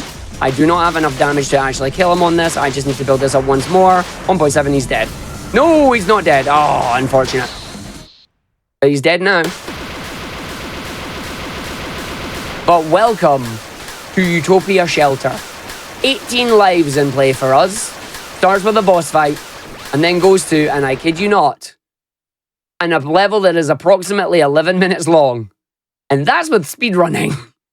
Welcome to one of the biggest levels I've ever played in speedrunning. This puts everything that you have learned into one giant package. It is phenomenal. And when I say everything that we've learned, I mean speed tech and glitches as well.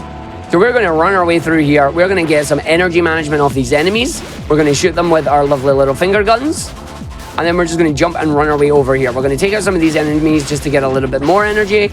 Keep that, grab the energy capsule, run our way down on this. We're going to just take some of the boost. We're just going to leg it off this segment, land on this rail, grab some energy from this, and then we just fall down and just jump off it. We don't need to worry about it. There's going to be an invisible wall that starts to appear. There's your level boundary. Oh look, a ramp. So now, we're just going to run across the first part of this level, across the ceiling, or across the wall, quite literally. We're just going to run at full speed using the 2 energy boosts that we have. We're going to go right past that crane that's in the distance there. The rest of the level is currently to your right. If you look to your right-hand side, you'll see a number of passageways, a number of ramps, and if you're lucky, a number of checkpoints that we're not going to activate. Hopefully, we will not need said checkpoints, otherwise bad things are going to happen. However, this wall is about to curve in on itself, and my road's about to be taken away from under me, so we're going to get off. Next stop, the bridge below us. We're going to land on this. We're going to run all the way down to this segment. We're going to grab as much of this energy as we can. We're going to dodge these little canisters that are going to turn my screen yellow because we don't want it. Use one of our energy boosts and then try and maintain as much of the speed as I possibly can while taking out as many of the enemies as I have. I need to make sure I maintain my jumps and maintain as much speed as I'm able to. So we're going to just jump through that. It's going to give us that, which is nice. I can then just jump through this one. I don't know why they're already dead, but they were. This gives me the checkpoints. So this makes me safe on part 1, which is very nice. Again, I'm already at full energy. This is phenomenal. So now I can just slam down and not have to worry about what my energy usage is going to be like, because I can just leg it all the way over from one onto the other, down to the bottom rail here. Use this rail, get full speed and full energy. Once we have the energy, we run, we jump straight over the gaps. These bridges are unfinished, and we get a nice big jump up here onto level 2. Unfortunately, we have to spring up here, which is fine. I can just use a booster there and get my energy back from that enemy. We're going to use a booster here, run across the map, again, just hit some of these, get unlucky with that enemy, but that's all right. Use a dash onto the side here, keep our speed up, and then when we fall off the map, this is fine, we run to the side. Get the second one again, we're going to jump off the side, just jump a couple of times, get off this side, use that, and then leg it. We've got this enemy going to be a butt. I'm just going to use some of my energy here just to make sure I don't get hit. That's unlucky hard. So now we have this funky red stuff on the screen. We want to be very, very careful, especially with those energies, because those energies are going to fire laser beams at us. That enemy tried to push me off the edge, but I'm prepared for it, so I'm good to go. We're just going to keep going. It's going to fire a laser beam. It did try and yeet me, but it didn't get me.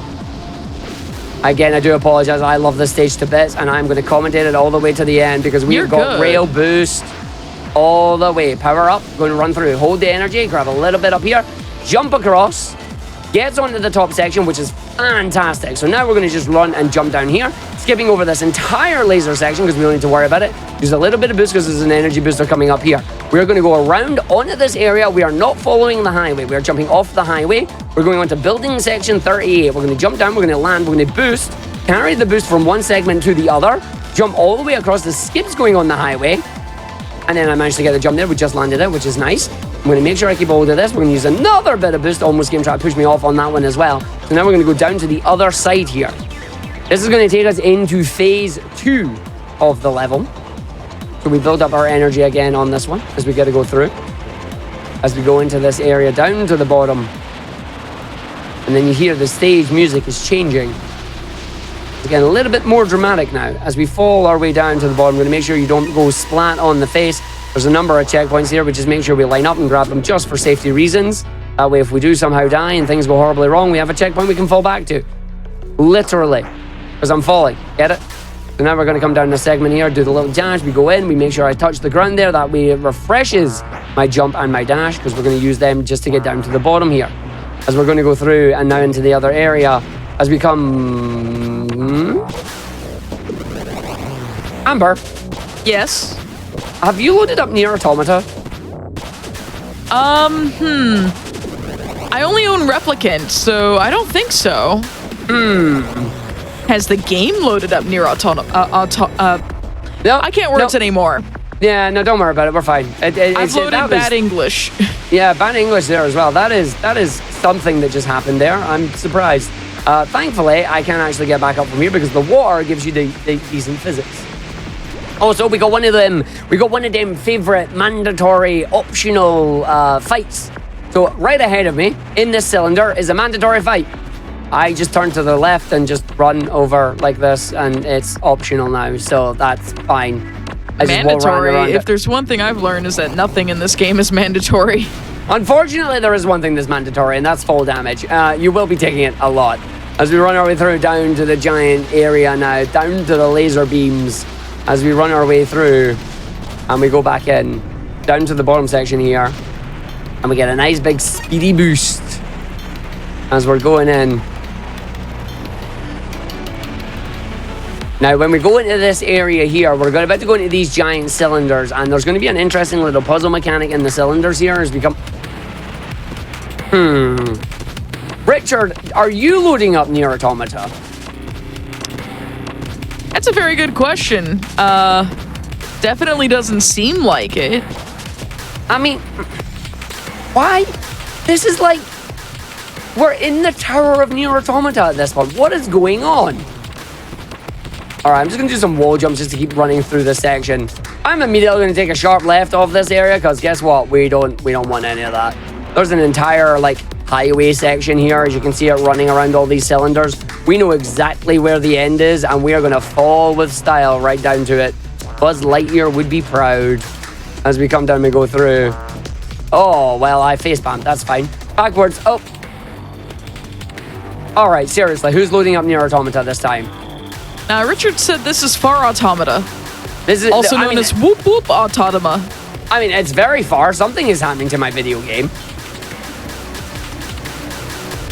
Twilight Zone stuff right here. Very, very much so. Far Automata coming in. Then we escape it once again, going down. Remember that fourth way of stopping fall damage, by the way? You know that whole incline thing? It works. Yep. And you get Newman speed. And I haven't mentioned it a lot, but I hope people have been able to tell. Oh, God, could you stop loading up Nier, please? I'm trying to explain things and play the video game. As I was saying, hopefully you've been able to tell that when we play this video game, the controls are ridiculously smooth. Like, they are actually one of the smoothest. This looks a lot smoother than I remember Spark 2 being. Like, it looks like it's been refined from Spark 2. It has been massively refined from Spark 2, and I'm really happy about that launch, by the way. That was a good launch. That got really me right up was. that entire section, and I didn't have to worry about it. All right, so I've just got some more speed here, just building up my energy. You can see because I'm not at full speed and on a downward slope, it does actually slow me down. The regen braking doing what it promised and slowing you down. But if we just do it at this part, it builds it up. We hold it. When you go back down, you just switch it. You get back to full energy. We just hold it. We keep going. This is where Og's going to have a little bit of fun, trying to make sure you can just hold the speed that he's going for, and then just holding the speed and not launching and making sure he switches the rails in time, gets a bit of energy here, keeps it going, switches the rail, holds the energy button, is going through it. That is really, really smooth. I am very happy about that. Gets full energy as we get to come through on the next segment here. That is really, really good. As we're running through here. Okay, I don't know if you're seeing this, Amber. My game's getting a little wonky. Yeah, it's doing a little bit of a wobbly, as you would say. Yeah, it's doing a little bit of a... The last time this happened, my game crashed. I'm going to hope that the game doesn't crash because I don't want to do this level all again. Stream, if you're seeing this, I apologize. Fingers crossed this doesn't crash on me. I hope. Oh yeah, even some of the blocks in that are not solid anymore.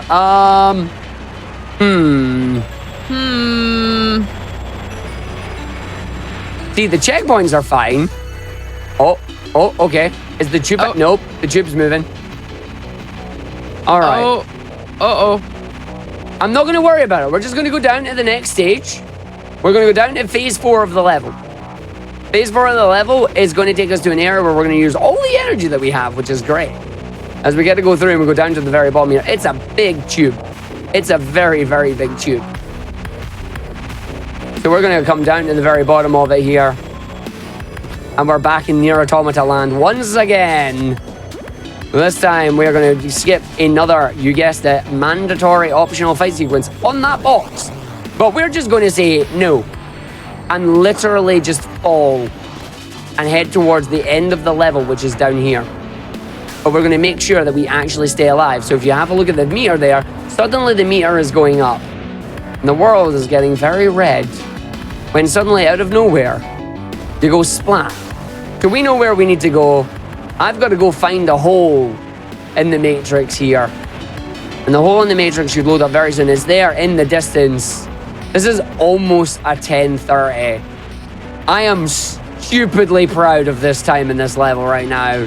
A 10:33 is phenomenal. Like, Yeah, it no, is that's a long absolutely stage. phenomenal. I am so happy with how that went. Also, no game crash. Nope, no game crash at all. Also, look, our CRT has been upgraded to a monitor. What? Yo!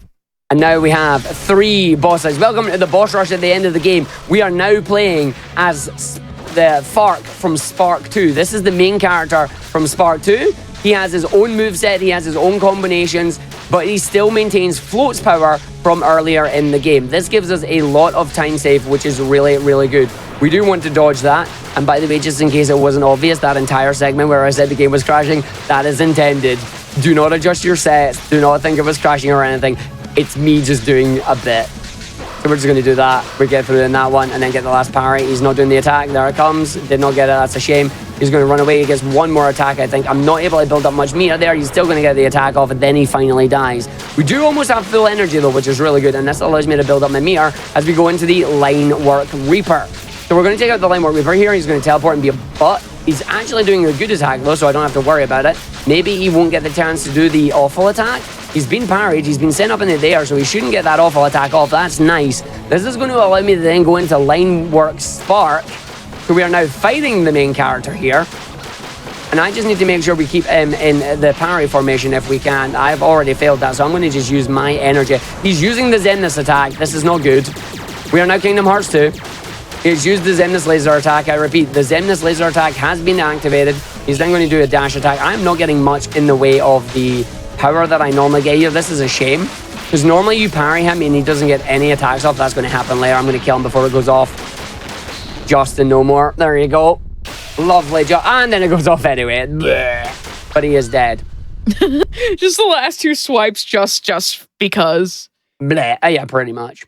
But if The you want to know why all disrespect. this is happening, and if you want to know why this is all going through, I have one answer for you, everybody. Played the video It's game? aliens. No, it's aliens. Oh. It's aliens. I didn't know Is this it was though? Mega Man 2. Yeah, but I mean, yeah, no, really. Like, it might actually be shoutouts to Mega Man 2, you know? This enemy is currently getting staggered something fierce, and I am happy for this, because I have not staggered this boss this well and this long. If we could get, like, a sub... Holy fuck. Oh, that's the attack coming out. That's fine. I didn't get the dodge that I'm looking for normally, but it's fine. He's going to do that annoying attack. I should be able to get a couple of attacks off before that goes off. Nah, not in time. Oh, you've moved. Where you moved to? Stop teleporting. Stop teleporting. Stop being a bum. And the boss is done. Time is on fade out. When the screen fades to black after fading to white, that is time. If you want to know the story of this game and why everything like this all goes the way it does, genuinely, buy this game. It is so much fun to play. It is phenomenal. That is time. I hope you've all enjoyed this run. And now I leave you with some funkin'. Oh my god, of course. Don't ask me. Link put this in as your ending credits, all right? Of course, Spark Lakewood. and Fark are doing that. They go through. Aw. Thanks for joining me on that, Amber. That was fun. I know you didn't get to talk much on that. I am still trying to, like, refine my commentary on this run, as this No, is you're still good. super new for me. But I Like, enjoyed this. This was This great. was a blast to watch, honestly. That was a Yeah. 126.11 RTA. We don't know if it's a PB from IGT because the game is timed in IGT. Yeah, but that's a what you say? That's a 126. 126.11 RTA, assuming Richard hit time on the right. Honestly, it's He not was quite a heckin' right, PB. is what he's saying. What was it? 126? 11. Wow. That's 13 seconds off my PB. RTA PP. Yeah. Wow. That's really good for like a run done at 5:15 in the morning. It is now 6:45 a.m. Hey, Richard, I beat the sun. He did beat the sun.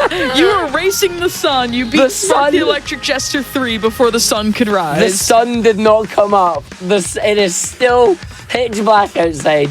The sun did not come up. I did it. I beat the game. I was 13 seconds off my PB on that. I am chuffed to bits. I hope you all enjoyed that. I really hope you do, because games like this are just fantastic. Almost PBing at that. Showing off many cool tricks in the runs and that as well. Some cool whiffs as well, because why not? Again, if you're not following, please join me, twitch.tv/Argig. You get more of the same on this. We learn our runs. We do some indie games. We sometimes do indie game speed runs. Like, there's a lot that we do. It's a lot of fun, and you get this energy all the time. And again, as we say, Monday. Are we doing the evening stream, Amber? I have no clue. What is my sleep schedule it's ever? Monday. No, we can't because Monday's Dino 14 Nuggies, night. yeah. So it has to be the morning stream then. Yeah, But so it might we'll be later do in the morning stream. Yeah. Yeah. We'll figure it out. We'll figure it out. Join us on Monday for some Tail shenanigans. But yeah, that is it for me. I hope you all enjoy. No, spoilers! Nope, you're not getting it. Nope, no spoilers. There you go. Spoilers are away. The only survivors out there are our sleep schedules. Huh? No. No. Not happening. All right. Well, do you have any last minute shout outs that you want to do before I wrap us up?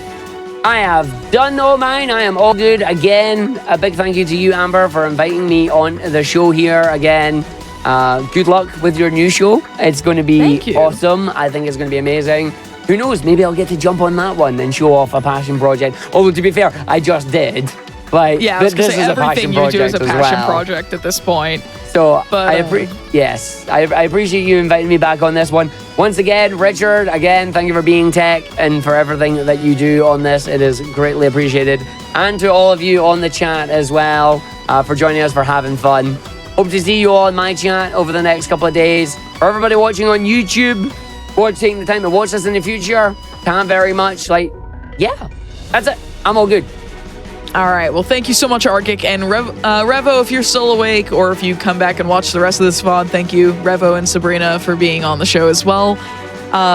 So this weekend, we're going to be having the King of the Silent Hill, which will be a series of races featuring the Silent Hill series starting at 4 p.m. Eastern on Saturday.